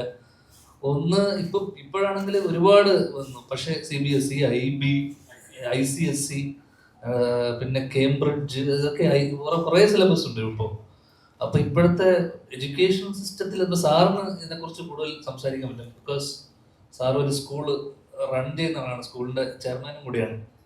അപ്പോൾ അത്തരം കാര്യങ്ങളൊന്നും ഈ സിനിമയിലൂടെ നമ്മൾ എന്തായാലും ചർച്ച ചെയ്യുന്നില്ല. അതിൽ വരുന്ന മാറ്റങ്ങളെ കുറിച്ചൊന്നുമല്ല ഈ സിനിമ ചർച്ച ചെയ്യുന്നത്. സിനിമ ടൈറ്റില് തന്നെ ഉണ്ട് ഇതിന്റെ ഒരു കഥയും അതിന്റെ ഒരു പരിപാടിയൊക്കെ. അത് ക്രാക്ക് ചെയ്യാൻ പറ്റിയാൽ സിനിമ എന്താണെന്ന് മനസ്സിലാവും. ആക്ച്വലി അത്തരം കാര്യങ്ങളെ കുറിച്ച് സാറ് സംസാരിക്കുന്നതായിരിക്കും.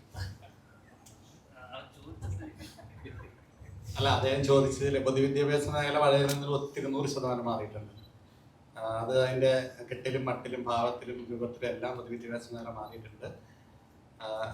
ഫുഡടക്കം കുട്ടികൾക്ക് പൊതുവിദ്യാഭ്യാസ മേഖല പഠിക്കുന്ന കുട്ടികൾക്ക് പ്രഭാത ഭക്ഷണം, ഉച്ചയ്ക്കുള്ള ഭക്ഷണം, വൈകുന്നേരം ഭക്ഷണം, എല്ലാ കാര്യത്തിലും താങ്കളുടെ ചോദ്യം വളരെ കറക്റ്റാണ്. വളരെ മാറിയിട്ടുണ്ട്. പക്ഷെ സിനിമ അതുമായി ബന്ധപ്പെട്ടല്ല.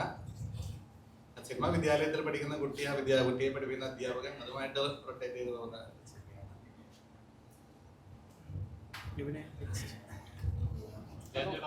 ഇപ്പം കറന്റ്ലി ഉള്ള സിറ്റുവേഷൻ പറഞ്ഞ പോലെ ഇപ്പം സിനിമകൾ പലതും ഇപ്പം ഇറങ്ങുമ്പോൾ കൂടുതൽ നമ്മുടെ സിനിമ മിഡിൽ ഈസ്റ്റിലായിരിക്കും കുറച്ചുകൂടെ കച്ചവടം നടക്കാറ്.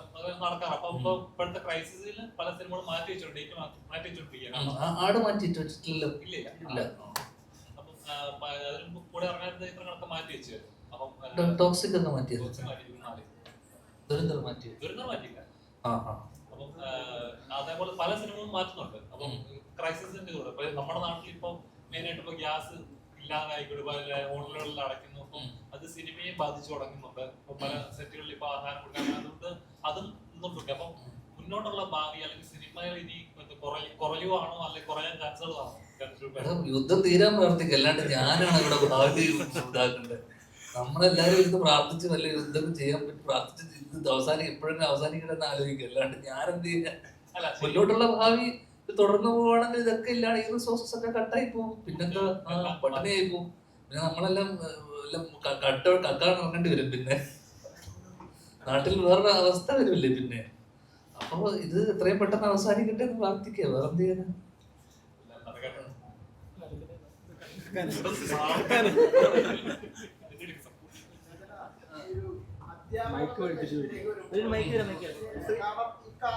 അല്ല എനിക്ക് മൈക്ക് എടുത്തിരുന്നു ഈ കാലഘട്ടത്തിൽ അതൊന്നും ഇല്ലടാ. അധ്യാപകന് ഈ ഒരു കാലഘട്ടത്തിലേക്ക് വരുമ്പോൾ സ്കൂളുകളില് വണ്ടികളോ ഒന്നുമില്ല, കയ്യിലൊരു വണ്ടിക്ക് പിടിച്ചൊരു കലിപ്പ് മാഷം. കാരണം ഈ കുട്ടികളെ ഹാൻഡിൽ ചെയ്യാന്നുള്ള വലിയൊരു കാര്യം. ഇപ്പം പിള്ളേര് സ്കൂളിൽ പടിയൊന്നുമില്ല. അടിച്ചോളം പറഞ്ഞിട്ടുണ്ട് വീണ്ടും.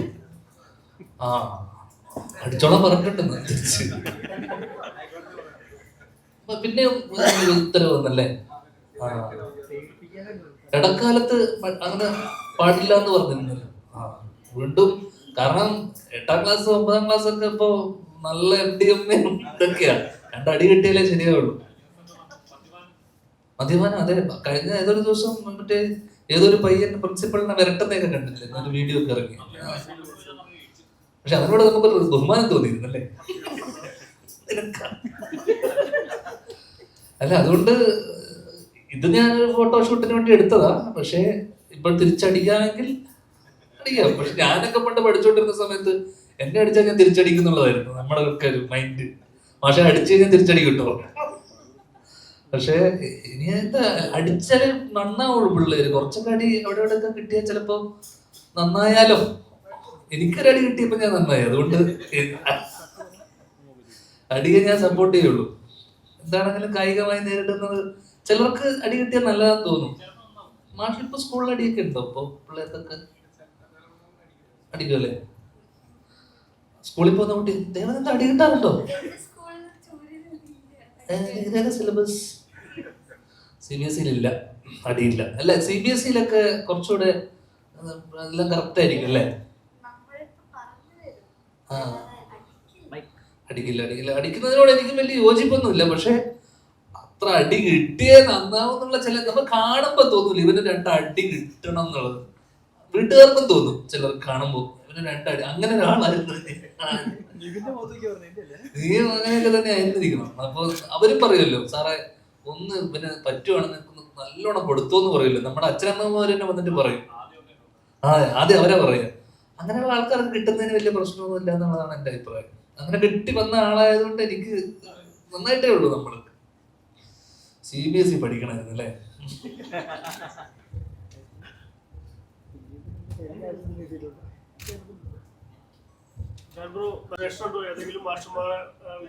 ഏതാ? അതെ അതെ ക്യാരക്ടർ ദേവനന്ദ പഠിക്കുന്ന സ്കൂളിലെ മാഷ്. അതിനപ്പുറത്തേക്ക് അല്ലേ? ദേവനന്ദ ആ സ്കൂളിൽ പഠിച്ചത് കൊണ്ട് ഞാൻ മാഷായിട്ട് അവിടെ വരാൻ സാധിച്ചിരിക്കും അല്ലേ? അങ്ങനെ വേണം പറയാൻ. അല്ല ഇതില് സ്കൂളൊന്നും അല്ല പ്രധാന ഏരിയ. ഇത് ഇവരുടെ ഫാമിലിക്കകത്ത് നടക്കുന്ന കുറെ സംഭവങ്ങളും അതിനിടയിൽ വരുന്ന ഒരു ഏരിയയിലാണ് ഞാൻ വരുന്നത്. പ്രധാനമായിട്ടും ഈ കഥ നടക്കുന്നത് ഇവരുടെ കുടുംബത്തിനകത്ത് നടക്കുന്ന ഒരു സംഭവം. അതിനിടയിലാണ് മാഷിന്റെ ഒരു ഏരിയ വരുന്നത്. അതിലാണ് മാഷ് സ്കൂള് മെയിൻ ഏരിയ അല്ല അല്ലേ? അതിൽ ചില ഇടപെടലുകൾ നമ്മൾ എവിടെയും പോയി ഇടപെടുമല്ലോ. അതെ അതെ അതെ അതെ അങ്ങനെ ഇടപെടലുകൾ നടത്തുന്നുണ്ട്. പ്രത്യേകിച്ച് കാര്യമൊന്നുമില്ല. പക്ഷെ മാഷിന്റെ സഹായത്തോടു കൂടി എന്തെങ്കിലും നടക്കുന്നുണ്ടല്ലേ? ചെറുതായിട്ട് മാറ്റങ്ങൾ ചോദിക്കുന്നുണ്ട്. ചില മാറ്റങ്ങൾ സംഭവിക്കുന്നുണ്ട്. ഒഴിച്ചു കഴിഞ്ഞാൽ മാഷിന് അങ്ങനെ ഇൻഫ്ലുവൻസ് ചെയ്യേണ്ട വന്നിട്ടില്ല അല്ലേ? കാരണം ഈ ക്യാരക്ടർ ഉറച്ച തീരുമാനമുള്ള ഒരാളായിരുന്നു. അങ്ങനെ അവസാനം പുള്ളിക്കാരിയുടെ ആഗ്രഹം അല്ലെ സാധിക്കുകയാണ്. അയ്യോ ഞാൻ കഥ ഒക്കെ പറയുന്നുണ്ടോ? അത്രേ ഉള്ളൂ. ഒരു അധ്യാപകൻ എങ്ങനെയായിരിക്കണം എന്നുള്ളൊരു അഡ്വൈസ് ഉണ്ടോ? ഒരു അധ്യാപകൻ എങ്ങനെയായിരിക്കണം എന്ന് ഞാൻ അഡ്വൈസ് ചെയ്യാനാണ്.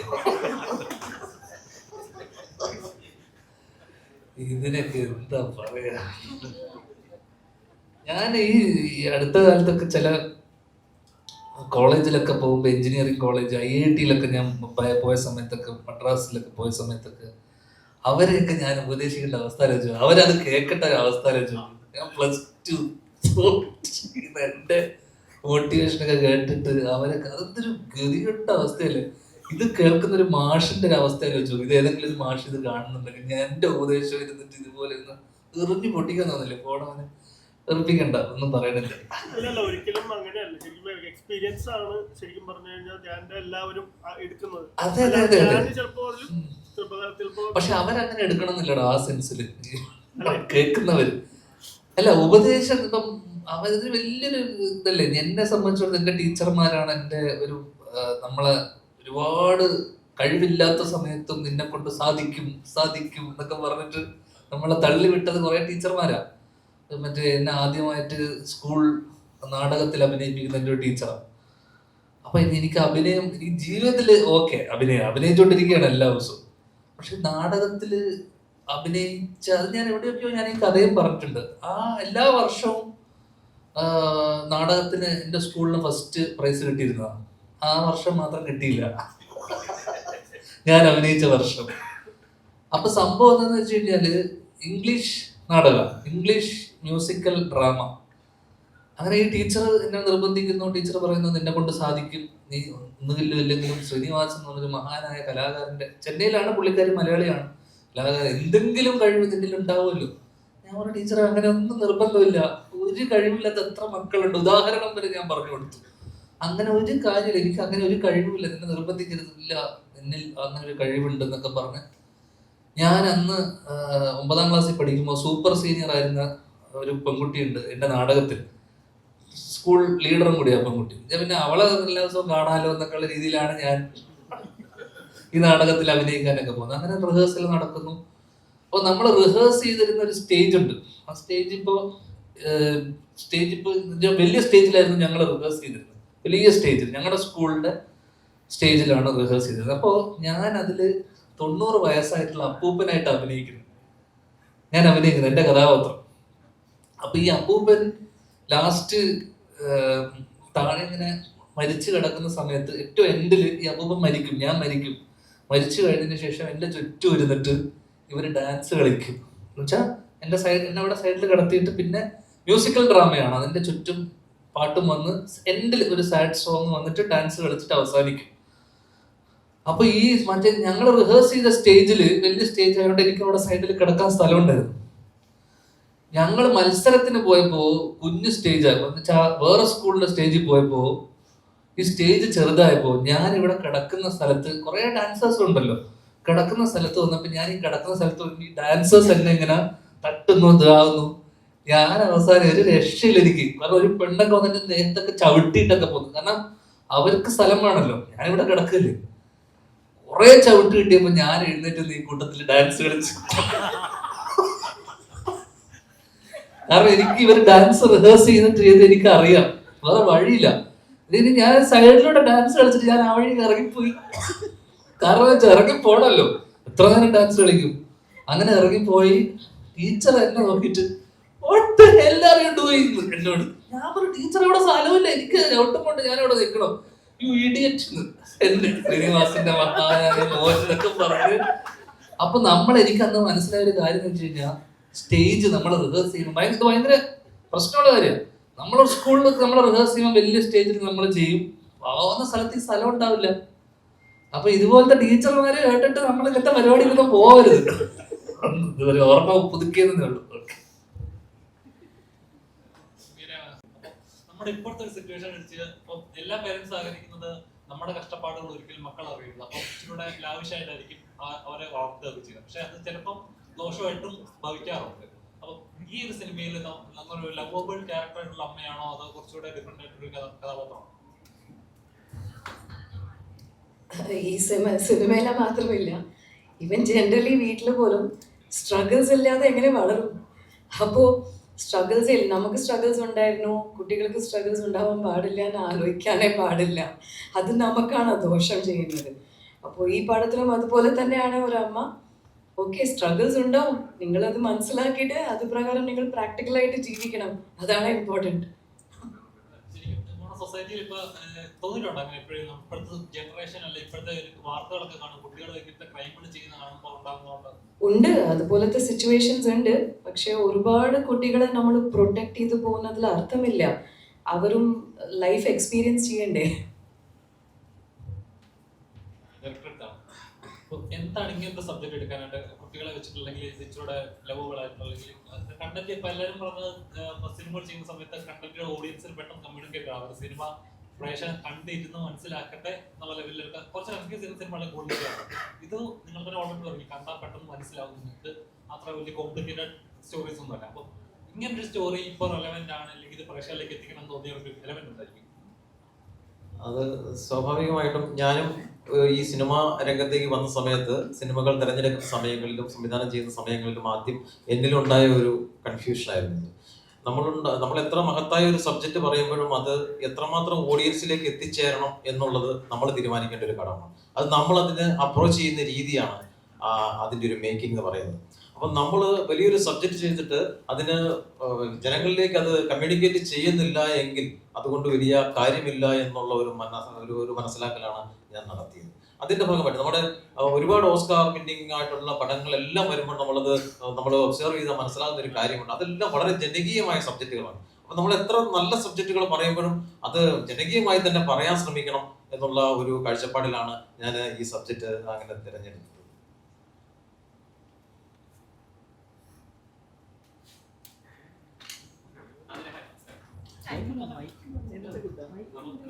എന്തായാലും ആട് ഇറങ്ങാൻ പോവാണ്.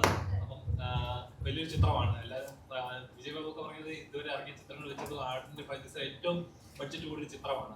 അത് 2 ടൈം ലൈനിലാണ് കാണിക്കുന്നത്. അപ്പം ഇപ്പം ഒരേ മാസം തന്നെ 2 പടങ്ങൾ ഇറങ്ങുന്നുണ്ട്. ഡിഫറെന്റ് കഥാപാത്രം എക്സ്ട്രീം ലെവലാണെങ്കിൽ ഒന്നും വെച്ചിട്ട് കഥാപാത്രം എങ്ങനെയാണെന്ന് അറിയത്തില്ല.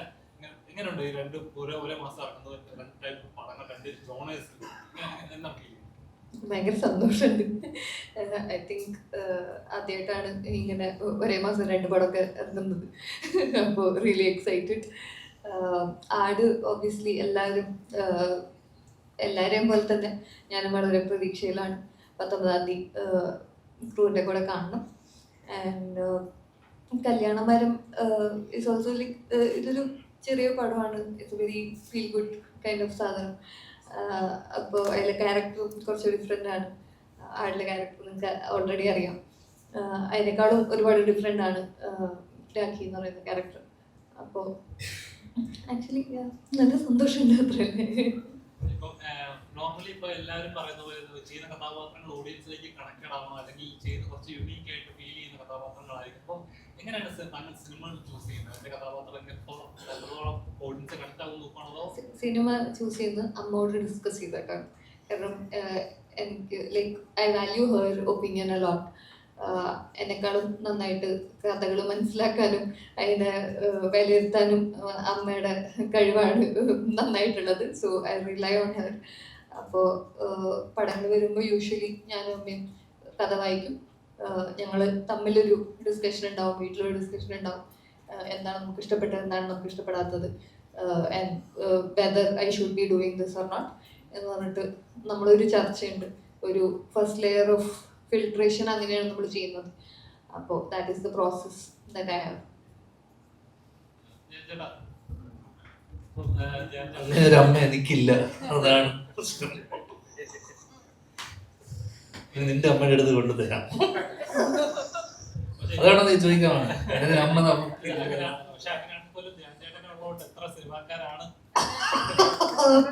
തന്തയ്ക്കും തള്ളയ്ക്കും വിളി കേൾക്കുന്നത് എന്താ പറയാൻ വിളിക്കുന്നത്?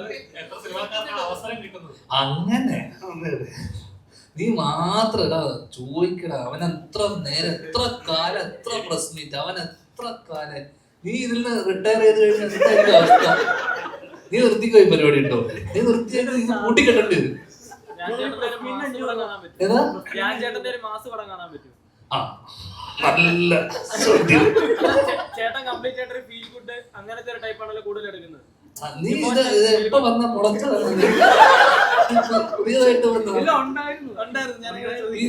യുദ്ധം നടന്ന സമയത്ത് ഇങ്ങോട്ട് കെട്ടിയെടുത്തതാണോ? ഇവിടെ ഉണ്ടായിരുന്നു, എന്നെ കണ്ടിട്ടില്ലല്ലോ.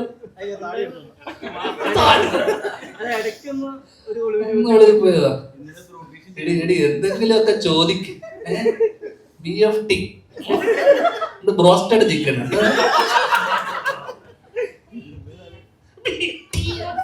എടുത്തോണ്ട് പോ. എന്താ നിന്റെ ഞാൻ ഇത് കഴിഞ്ഞിട്ട് ഞാൻ എടുത്ത് പറഞ്ഞിട്ട് അതാടാ നീ പിന്നെ പറഞ്ഞു നമുക്ക് തമ്മില് മാത്രം.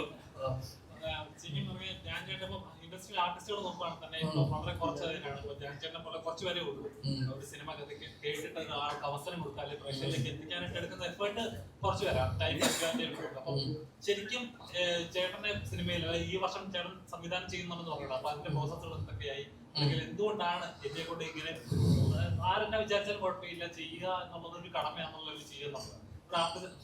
കടമയോ? അല്ല, ഇതിപ്പോ എന്താന്ന് വെച്ച് കഴിഞ്ഞാൽ നമ്മളൊരു കഥ ആലോചിക്കുമ്പോ ഞാൻ എത്രയോ തവണ പറഞ്ഞിട്ടുണ്ട് എനിക്ക് അഭിനയത്തിനോടുള്ള എന്റെ താല്പര്യം എത്രത്തോളമാണെന്ന്. നമ്മളൊരു കഥ ആലോചിക്കുന്ന സമയത്ത് എനിക്കുള്ള ഏറ്റവും പ്രശ്നം എന്ന് വെച്ച് കഴിഞ്ഞാൽ ആരെ വെച്ച് ആലോചിക്കും. ഓക്കെ, എനിക്ക് പ്രശ്നമുണ്ട് ആരെ വെച്ച് ആലോചിക്കുന്ന വെച്ച് കഴിഞ്ഞാൽ ഇവരുടെ അടുത്തൊക്കെ പോയി കഴിഞ്ഞ് കഴിഞ്ഞാൽ ഇതെല്ലാം കൃത്യസമയത്ത് നടക്കുമോ? ഓക്കെ, ഒന്ന് ആരടുത്ത് പോകും. കാരണം ഇവിടെ വളരെ ലിമിറ്റഡ് ആക്ടേഴ്സേ ഉള്ളൂ. മെയിൻ സ്ട്രീം എന്ന് പറയുന്ന കുറച്ച് ആൾക്കാരെ എടുത്ത് പോവാൻ എല്ലാവർക്കും പറ്റില്ല. ദൈവം സഹായിച്ച് നമ്മളൊക്കെ എല്ലാവരെയും പരിചയമുള്ളതുകൊണ്ട് നമുക്ക് പറ്റുന്നു. എന്നാൽ പോലും അവർക്കൊക്കെ ഇപ്പോൾ 2-3 വർഷത്തേക്ക് സിനിമകളുണ്ട്. അവരിലേക്ക് പോകുമ്പോൾ തന്നെ അവർ സ്റ്റാർസിന്റെ അടുത്ത് പോകുമ്പോൾ എന്ന് വെച്ചാൽ അവർക്ക് ഓരോ സീസണൽ ത്രില്ലറുമായിട്ട് പോകുമ്പോൾ അവർക്ക് കോമഡി മതി എന്ന് പറയും, കോമഡി ആയിട്ട് പോകുമ്പോൾ ത്രില്ലർ മതി എന്ന് പറയും. അങ്ങനെ ഞാൻ പല പല ഘട്ടങ്ങളിലൂടെ പലരോടും കഥ പറഞ്ഞിട്ടുണ്ട്. കഴിഞ്ഞ 1-2 വർഷത്തിനിടയിൽ ഞാൻ ഒരുപാട് പേര്, കഴിഞ്ഞ ഒരു 6 മാസത്തിനിടെ ഒരുപാട് പേരോട് കഥ പറഞ്ഞിട്ടുണ്ട്. അപ്പൊ ഇതിനിവിടെയൊക്കെയുള്ള അവസ്ഥ എന്ന് വെച്ച് കഴിഞ്ഞാൽ പിന്നെയുള്ള നെക്സ്റ്റ് ടയറിൽ വരുന്ന ആക്ടേഴ്സ് ആണ് നമ്മളൊക്കെ. ഇവിടെയും ഉള്ള പ്രശ്നം എന്ന് വെച്ച് കഴിഞ്ഞാല് ഇവിടെ എല്ലാവരും അപ്രോച്ചബിൾ പോലും അല്ല. പലരും എന്താ പറയണ്ടേ, ആക്സസബിൾ അല്ല പലർക്കും. ചിലർക്ക് ഇപ്പൊ നമുക്ക് മാനേജർ ഒന്നുമില്ല. അപ്പോ ഞാനാണ് പലപ്പോഴും ഇവിടെയുള്ളത്. ഇവനടക്കം എന്നോട് എന്ത് വേണം നിനക്ക്, എപ്പോഴും നമ്മൾ അവൈലബിൾ ആണ്. ഓക്കെ, അങ്ങനെ അവൈലബിൾ ആയിരിക്കുന്ന ചുരുക്കം ആൾക്കാരേ ഉള്ളൂ. മറ്റവരൊക്കെ എവിടെയാണെന്ന് പോലും നമുക്ക് അറിഞ്ഞുകൂടാ പലരും. അപ്പൊ നമ്മളൊരു കഥ ആലോചിക്കുമ്പോൾ പോലുള്ള പ്രശ്നം എന്ന് വെച്ച് കഴിഞ്ഞാൽ ഇത് ആരെടുത്ത് പോകും, അല്ലെങ്കിൽ ഇവരുടെ അടുത്ത് പോയാൽ ഇവര് ചെയ്യുമോ, ചെയ്യുന്നതിനപ്പുറത്തേക്ക് ഇത് ഇഷ്ടപ്പെട്ട് ചെയ്യാന്ന് പറഞ്ഞാലും ഇതിനെടുക്കുന്ന കാലതാമസം, സമയം, ഇതൊക്കെ നമ്മൾ ആലോചിച്ച് നമുക്ക് പോണ്ടാന്ന് തോന്നിപ്പോകും. പിന്നെയുള്ള സംഭവം എന്ന് വെച്ച് കഴിഞ്ഞാൽ ഒരു ബഡ്ജറ്റ്, ഈ ബഡ്ജറ്റിലുള്ളിൽ നിർത്തണം. കാരണം റീ റിലീസ് പഴയ പോലെ ബിസിനസ് ഒന്നുമില്ല. തിയേറ്ററിൽ ഓടി കിട്ടുന്ന പൈസ മാത്രമേ ഉള്ളൂ. തിയേറ്ററിൽ ഓടി കിട്ടിയാൽ മാത്രമേ ഇന്ന് ബിസിനസ് ആവുന്നു പോലും.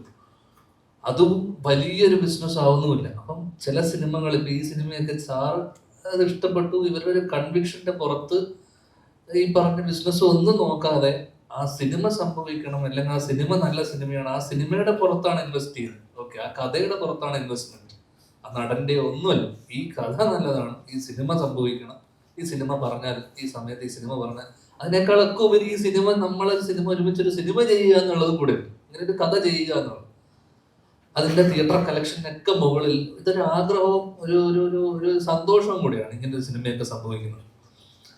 ഞങ്ങളുടെയൊക്കെ ഇതിനകത്ത് വരുമ്പോൾ നമ്മൾ ആലോചിക്കും, ബിസിനസ് ഒക്കെ ആലോചിച്ച് ഇത് ബിസിനസ് ആവൂലേ, അല്ലെങ്കിൽ ഇത് അതാവൂലേ, ഇതൊക്കെ കുറെ ചിന്തകൾ. അങ്ങനെ ചിന്തിച്ച് കുറച്ച് പേരെടുത്തൊക്കെ പോയി ഇപ്പൊ കഥ പറഞ്ഞൊരു കുറച്ചധികം സിനിമ, ഒരു 3-4 സിനിമ ആയിട്ടുണ്ട്. ഒരു കുറച്ച് സിനിമയും കൂടെ വെച്ചിട്ടുണ്ട്, ഒരു വലിയൊരു അനൗൺസ്മെന്റ് ആയിട്ട് ചെയ്യാം എന്നുള്ള രീതിയിലാണ് ചിന്തിക്കുന്നത്. ഒരു 3 എണ്ണം ആയിട്ടുണ്ട് വെച്ചോ, ബാക്കി ഒരു 5-6 എണ്ണം കൂടെ ആയാൽ അനൗൺസ് ചെയ്യും. ഓക്കെ ഓക്കെ,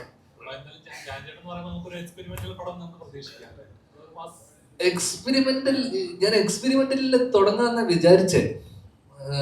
പിന്നെ ഞാൻ വിചാരിച്ചു ഹ്യൂമർ തന്നെ മതി. അതുകൊണ്ടൊരു ഫസ്റ്റ് പടം തമാശ പടമായിരിക്കും.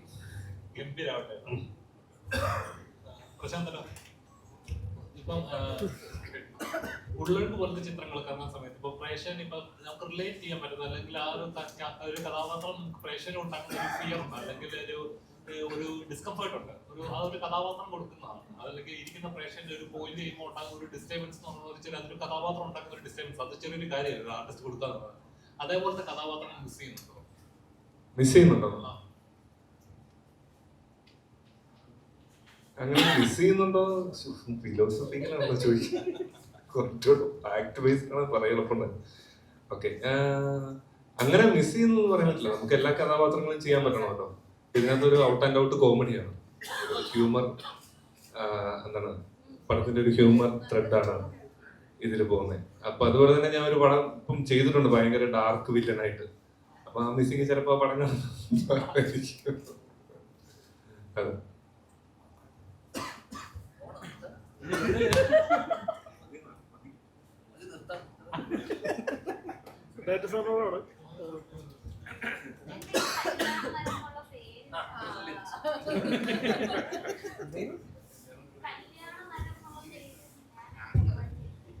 കേട്ടിട്ടില്ല, ഞാൻ അത് കഴിഞ്ഞിട്ട് കേൾപ്പിച്ചത് രവിയിൽ 5 തവണ പറഞ്ഞേ. ഓടിക്കോ അപ്പൊ ചായ കുടിച്ചിട്ട് പോവാ. അദ്ദേഹം എന്താ എന്തൊക്കെ പറഞ്ഞു.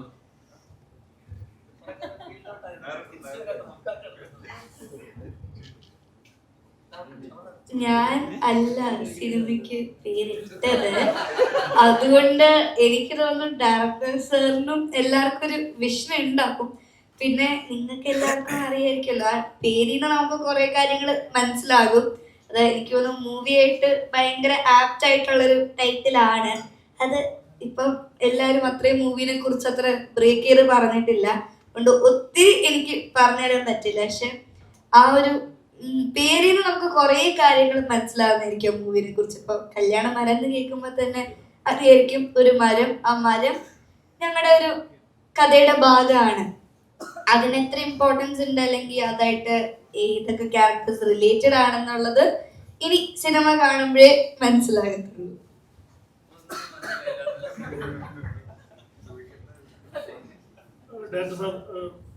ഇതിലേക്ക് കോമഡി ജോണുള്ള സിനിമയാണെന്ന് പറഞ്ഞു. ഇപ്പൊ ധ്യാൻ ശ്രീനിവാസൻ പിന്നെ ഷാദൂരിലേക്ക് ഇതിലേക്ക് ഇങ്ങനെ ആടാമെന്നുള്ള കാര്യം പറഞ്ഞു. ഒരു ആക്ടിങ് ബേസിൽ കോമഡിയാണോ ശരിക്കും ഉദ്ദേശിച്ചത്? അങ്ങനെയാണോ അവരെ അതിലേക്ക് ആടാവുന്നത് കഥാപാത്രം? ഇത് ശരിക്കും കഥാപാത്രമാണ്, കഥാപാത്രമായി മാറുകയായിരുന്നു അവർ. നമ്മളത് പ്രത്യേക ഒരു റോണർ നമ്മൾ പറയാൻ നമുക്ക് പറ്റില്ല. കാരണം ഇത് നിങ്ങൾ ഇപ്പൊ ഈ ചോദ്യം തന്നെ ഇപ്പൊ ഇവിടുന്ന് വന്ന ചോദ്യം എന്താണ് ഈ പേര് എന്നുള്ള ആ ക്യൂരിയോസിറ്റി ഞങ്ങൾ ഈ പടത്തിന് പേരിട്ട സമയം മുതൽ ഞങ്ങൾ നേരെ കേട്ടുകൊണ്ടിരിക്കുന്ന ഒരു ചോദ്യമാണ്. അപ്പൊ ആ ക്യൂരിയോസിറ്റിയാണ് ഈ സിനിമയെ മുന്നോട്ട് കൊണ്ടുപോയിക്കൊണ്ടിരിക്കുന്നത്. അതുകൊണ്ട് തന്നെയാണ് ഞങ്ങൾക്ക് കഥാപരമായ രീതിയിലുള്ള ഒരു റിവ്യൂവിന് അത് ചെയ്യാൻ പറ്റാതെ വരുന്നത്. എന്താണെങ്കിലും കല്യാണം എന്ന് പറയുന്നത് അത് ഇത് പേര് സൂചിപ്പിക്കുന്നത് പോലെ തന്നെ ഇതിനകത്ത് പ്രധാനപ്പെട്ട ഒരു കഥാ ഭാഗമാണ് എന്ന് ഇപ്പൊ പറയാൻ പറ്റും. ഈ സിനിമ എല്ലാ സിനിമയിലും മേഡം ഒരു ഹൗസ് വൈഫ് ആയിരിക്കും, ഒരു നന്മമരമായിരിക്കും. ഇതിൽ എന്തായിരിക്കും എക്സൈറ്റ്മെന്റ് ഉണ്ടാവുക? എന്തായിരിക്കും ഈ കഥാപാത്രത്തിന്റെ പ്രത്യേകത? ഇവിടെ അമ്മയായിട്ടിരിക്കുന്ന ഒരു ഫോട്ടോ ഉണ്ട്. ആ അതാണ് മനസ്സിലായി, സപ്പോർട്ടിങ് ക്യാരക്ടർ. അല്ല ഇതില് എന്താണ് ഇപ്പോഴും എല്ലാ സിനിമയിലും ഇതല്ലേ ഭയങ്കര നന്മയായിട്ടും ഭയങ്കര സന്തോഷമായിട്ടും പോകുന്നൊരു കഥാപാത്രം തന്നെയാണ്. അങ്ങനെ സ്റ്റാമ്പ് അടിച്ചു വരാതെ ഇതിൽ എന്തെങ്കിലും പ്രത്യേകത ഉണ്ടോ എന്നാണ് ഞാൻ ചോദിച്ചത്. എല്ലാത്തിലും ഉണ്ട്. ഒരു അമ്മയ്ക്ക് ഒരു ഫാമിലിയിൽ എന്താണ് റോള് അതേ ഉള്ളൂ എനിക്ക്. ഓരോ അമ്മയ്ക്കും എവറി മദർ ഇസ് ഡിഫറെൻറ്റ്. ഓരോ മദറുടെ ക്വാളിറ്റി ഡിഫറെൻ്റ് ആണ്, ഓരോ മദർ കോൺട്രിബ്യൂട്ട് ചെയ്യുന്ന രീതി ഡിഫറെൻ്റ് ആണ്. നിങ്ങളുടെ പേര്? സുജോ. ശരിയാണോ? സുജോ. നിങ്ങളുടെ പടം എപ്പോ വരും? അതിലെനിക്ക് ക്യാരക്ടർ എന്തായിരിക്കും? അപ്പൊ സംസാരിക്കാം. Thank you for the question.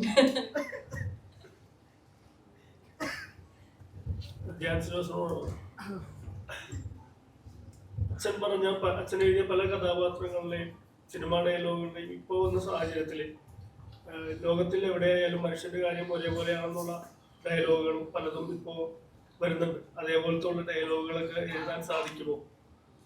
മനസ്സിലായോ? യുദ്ധത്തെ പറ്റി അച്ഛൻ എഴുതിയിട്ടുണ്ട് ലോകകാര്യങ്ങളിൽ.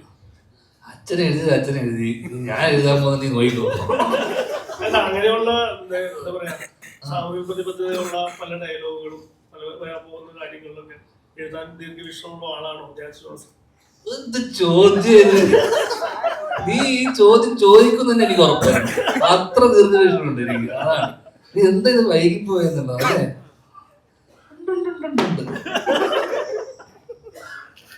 ഇതൊക്കെ എന്റെ ഒരു പാർട്ട് ഓഫ് ദ പ്ലാൻ ആണ് അല്ലേ? പ്രശാന്ത് മുരളിനോട് എല്ലാവരും ചെറുതായിട്ട് ഫാസിലിന്റെ ചെറുതായിട്ടുള്ള വേർനെസ്സുകൾ ഉണ്ടെന്നാണ് പറയുന്നത്. അങ്ങനെ കേട്ടിട്ടുണ്ടോ? മാറിയില്ലേ? അതുകൊണ്ടിട്ട് കഷ്ടപ്പെട്ട് മുടിയത് അല്ല, ഇപ്പോഴും അത് എന്തെങ്കിലും വ്യത്യസ്തമായിട്ടുള്ള കാര്യങ്ങളാണ് ചെയ്തിട്ടുള്ളത്. ഒഴുക്കിലൊക്കെ ആണെങ്കിൽ അതിലൊക്കെ വ്യത്യസ്തത പല സിനിമകളും അതിലുണ്ടായിരുന്നു. ഫാസിലിന്റെ അല്ല, പല വേർനെസ്സുകളുണ്ട്. ഇപ്പൊ ഏറ്റവും കൂടുതൽ ചെയ്യാൻ ആഗ്രഹിക്കുന്ന ക്യാരക്ടർ കോമഡി ആണോ അതോ ഇപ്പൊ ആക്ടേഴ്സിനെ സംബന്ധിച്ച് എല്ലാ കാര്യങ്ങളും ചെയ്യാൻ ഇഷ്ടമായിരിക്കും. പക്ഷെ ഏറ്റവും കൂടുതൽ എക്സ്പ്ലോർ ചെയ്യാൻ ആഗ്രഹിക്കുന്ന കഥാപാത്രങ്ങൾ എന്തൊക്കെയായിരിക്കും? ഏറ്റവും ചെയ്യാൻ പാടുള്ളത് എന്തൊക്കെയാണ്? ചെയ്യാൻ പാടുള്ളത് പാടും.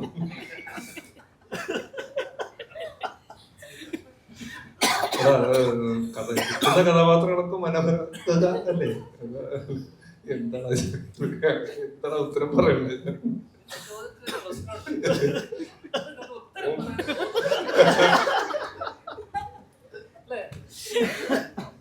ഉത്തരം മുട്ടിക്കുന്ന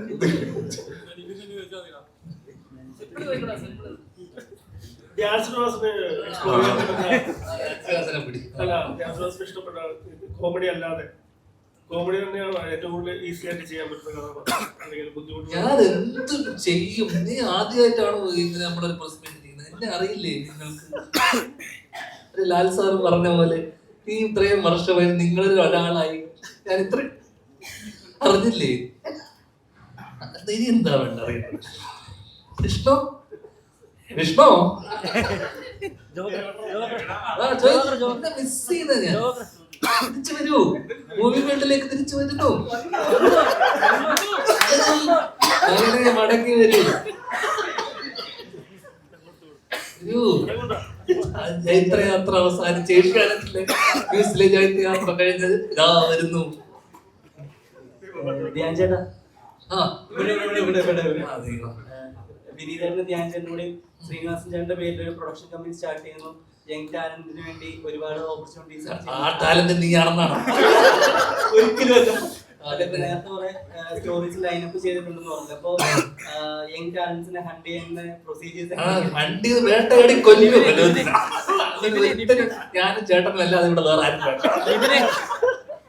ആരും അപ്പൊ അതിലുള്ള സ്റ്റോറീസ് ആണ് ഇപ്പൊ ലൈനപ്പ് ആയി നിൽക്കുന്നു പറഞ്ഞത്. അതെ അതെ അതെ. ഓ പിന്നെ നിങ്ങള് എന്താ ഇത്? അതെ അതെ അതെ. കമ്പനിയുടെ പുറത്ത് കുറച്ചധികം പടങ്ങൾ കമ്മിറ്റ് ചെയ്തിട്ടുണ്ട് ഇപ്പൊ ഓൾറെഡി. ഒന്ന് വഴി അനൗൺസ് ചെയ്തു. ഏറ്റവും കൂടുതൽ പുതുമുഖങ്ങൾക്കായിരിക്കും ചാൻസ്. ആദ്യം ഞാനും ചേട്ടനും ഒന്ന് ഇപ്പൊ ഞങ്ങള് ഡൾ ഫേസാ. ഞങ്ങൾ ആദ്യം ഒന്ന് രക്ഷപ്പെട്ടിട്ട് തിരിച്ചു വന്നതിന് ശേഷം യങ് ടാലൻസിനെ ഹണ്ട് ചെയ്ത് കൊണ്ടു നിർത്തും. അതുവരെ അവിടെ കിടക്കട്ടെ. സിനിമ എഴുത്തിലേക്കൊക്കെ കടന്നു കേൾക്കുന്നു. ചോദിക്കൂ. ദേവനോട് ചോദിക്കും. ദേവൻ നല്ല ചോദ്യം ചോദിക്കും. ദേവനന്ദന്റെ ഈ ഒരു ഏജില് ഞങ്ങൾക്കൊന്നും ഇത്ര ക്ലാരിറ്റി ഉണ്ടായിരുന്നില്ല ലൈഫിനെ പറ്റിയിട്ടും പ്രൊഫഷണൽ പറ്റിയിട്ടൊക്കെ. അപ്പൊ ഇതൊക്കെ ദേവനന്ദക്ക് സ്വയം ലൈഫിൽ നിന്നും അല്ലെങ്കിൽ സ്വയം വായിച്ചിട്ടോ ഒക്കെ അങ്ങനെ കിട്ടുന്ന ഒരു ലേണിംഗ് ആണോ? അതൊക്കെ അത് കംപ്ലീറ്റ്ലി പാരന്റ്സിന്റെ ഒരു ഗൈഡൻസ് ആണോ? അത് ഞാൻ പറയുന്ന കാര്യങ്ങളൊക്കെ ഞാൻ കാണുന്നത് അല്ലെങ്കിൽ ഒബ്സർവ് ചെയ്ത് ഇപ്പോൾ ഈ ആക്ടേഴ്സിൻ്റെ കൂടെ ഓരോ പ്രൊഫഷണൽ ആക്ടേഴ്സിനോട് വർക്ക് ചെയ്യുമ്പോൾ അവിടുന്ന് കിട്ടുന്ന എക്സ്പീരിയൻസ്, ഓരോ ആളെ കാണുമ്പോഴും അവർ പറഞ്ഞു തരുന്ന നോളജ് വേറെ ആയിരിക്കും. പോകുന്ന സ്ഥലങ്ങളിൽ നിന്ന് കിട്ടുന്ന നോളജ്, ഞാൻ പറയുന്നതിലും തെറ്റുണ്ട്, അത് നമുക്ക് കിട്ടുന്ന ഒരു ലിമിറ്റഡ് നോളജാണ്. ആ നോളജിൽ നിന്നാണ് ഞാൻ സംസാരിക്കുന്നത്. അത് അച്ഛനും അമ്മയും പഠിപ്പിച്ച് തന്നു വിടുന്നല്ല. കാരണം നിങ്ങൾക്ക് എല്ലാവർക്കും അറിയാം, നമ്മൾ ചോദ്യങ്ങൾ ഏതാണ് ചോദിക്കുന്നത് നമുക്ക് അറിയത്തില്ല. വന്നിരിക്കുമ്പോൾ നിങ്ങളുടെ മൈൻഡിൽ എന്താ വരുന്നത്, ആ ഒരു സിറ്റുവേഷനായിട്ട് എന്താണോ നിങ്ങൾക്ക് തോന്നുന്നത്? അതാണ് മീഡിയ ചേട്ടന്മാരെല്ലാവരും ചോദിക്കാറുള്ളത്. അപ്പോഴാണ് നമ്മൾ ആ മൊമെന്റിലാണ് നമ്മൾ ആൻസർ ചെയ്യുന്നത്. എല്ലാവർക്കും ഉള്ളൊരു ഡൗട്ടാണ്, ഇന്റർവ്യൂസിന് നേരത്തെ ക്വസ്റ്റ്യൻസ് തരുന്നുണ്ടോ, അത് അപ്പോൾ പ്രിപ്പയർ ചെയ്ത് വന്നാണോ ആൻസർ പറയുന്നത്? പക്ഷെ എല്ലാവർക്കും അറിയാവുന്നതാണ്, ഇന്റർവ്യൂസിന് നമുക്ക് നേരത്തെ ചോദ്യങ്ങൾ തരാറില്ല. ആ സെക്കൻഡിൽ കിട്ടുന്ന ക്വസ്റ്റ്യന് അപ്പം ആൻസർ പറയുന്നേ ഉള്ളൂ. അതും എനിക്കറിയാവുന്ന രീതിയിൽ എൻ്റെ വാക്കുകളിലൂടെയാണ് ഞാൻ പറയുന്നത്. അതിൽ തെറ്റുണ്ടാവും, ശരിയുണ്ടാവും. പിന്നെ അച്ഛനമ്മയും പറഞ്ഞു തന്ന് പഠിപ്പിക്കുന്നില്ല, പക്ഷെ അവരിൽ നിന്ന് ഒത്തിരി നോളജ് നമുക്ക് കിട്ടും. കാരണം അച്ഛനും അമ്മയും എന്നെക്കാട്ടും ഒത്തിരി ലോകം കണ്ടിട്ടുള്ളവരാണ്, കുറച്ചും കൂടെ എക്സ്പീരിയൻസ് ചെയ്തിട്ടുള്ളവരാണ്. അപ്പോൾ അവര് പറഞ്ഞു തരുന്ന ഓരോ കാര്യങ്ങൾ, ഇപ്പം എങ്ങനെ ഓരോ സിറ്റുവേഷൻ ഫേസ് ചെയ്യാം, അല്ലെങ്കിൽ അതിൽ കൂടെ കടന്നു പോകുമ്പോൾ എങ്ങനെയൊക്കെ നമുക്ക് റിയാക്ട് ചെയ്യാന്നൊക്കെ പറഞ്ഞു തരുന്ന അച്ഛനമ്മയാണ്. അതിൽ നിന്ന് നമുക്ക് ഒത്തിരി കാര്യങ്ങൾ മനസ്സിലാക്കാൻ പറ്റും. പിന്നെ ഇത്രയും നല്ല ആൾക്കാരോട്, ഇത്രയും പ്രൊഫഷണൽ ആൾക്കാരോട് വർക്ക് ചെയ്യുമ്പോൾ നമുക്കും അത് നമ്മുടെ സംസാരം സ്പീച്ച് അല്ല, നമ്മുടെ ആക്ഷൻസിൽ നമുക്കത് കൊണ്ടുവരാൻ പറ്റും. ഇപ്പം അഭിനയത്തിലാണെങ്കിലും നമുക്ക് ഇവരുടെ ഓരോരുത്തരുടെയും അഡ്വൈസ് എടുത്താൽ അത് നമ്മളെ ഭയങ്കര ഹെൽപ്പ് ചെയ്യുന്ന ഒരു കാര്യമാണ്. ഇത്രയും നല്ലൊരു ചോദ്യം തന്നതിന് ഒത്തിരി നന്ദി. ഈ ഒരു ചോദ്യത്തോടു കൂടി ഈ ഒരു അപ്പൊ അതാണ് അജിനെ ചോദിക്കുന്നതാണ് അവസാനത്തെ ചോദ്യം.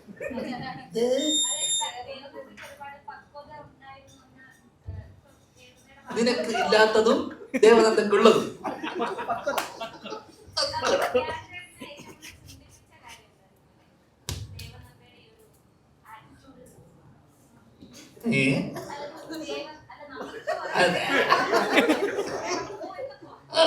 എന്താ നിന്റെ പ്രശ്നം?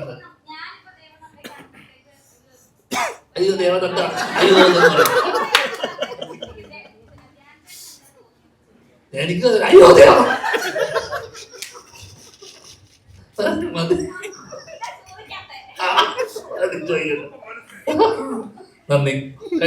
വിഷ്ണു കഴിഞ്ഞു എന്ന് പറഞ്ഞു കഴിഞ്ഞാൽ എന്താന്നാടാ ചേട്ടാ സാർ അവസാനായിട്ട് കല്യാണ വരം എന്താന്ന് പറഞ്ഞില്ല. പാട്ട് പാടിപ്പിച്ചിരുന്നു.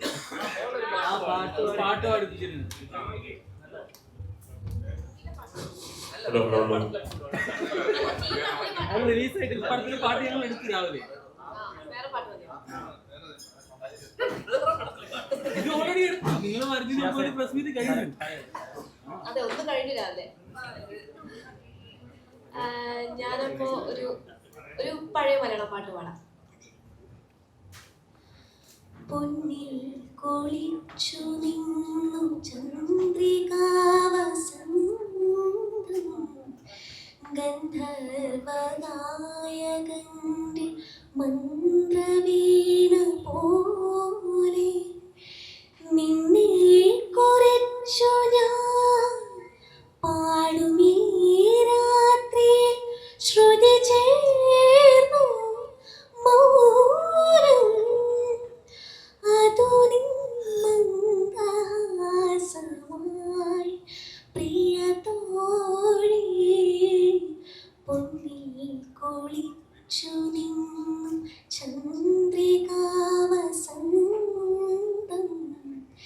ഗന്ധർവനായകന്റെ മന്ത്രവീണ പോലെ.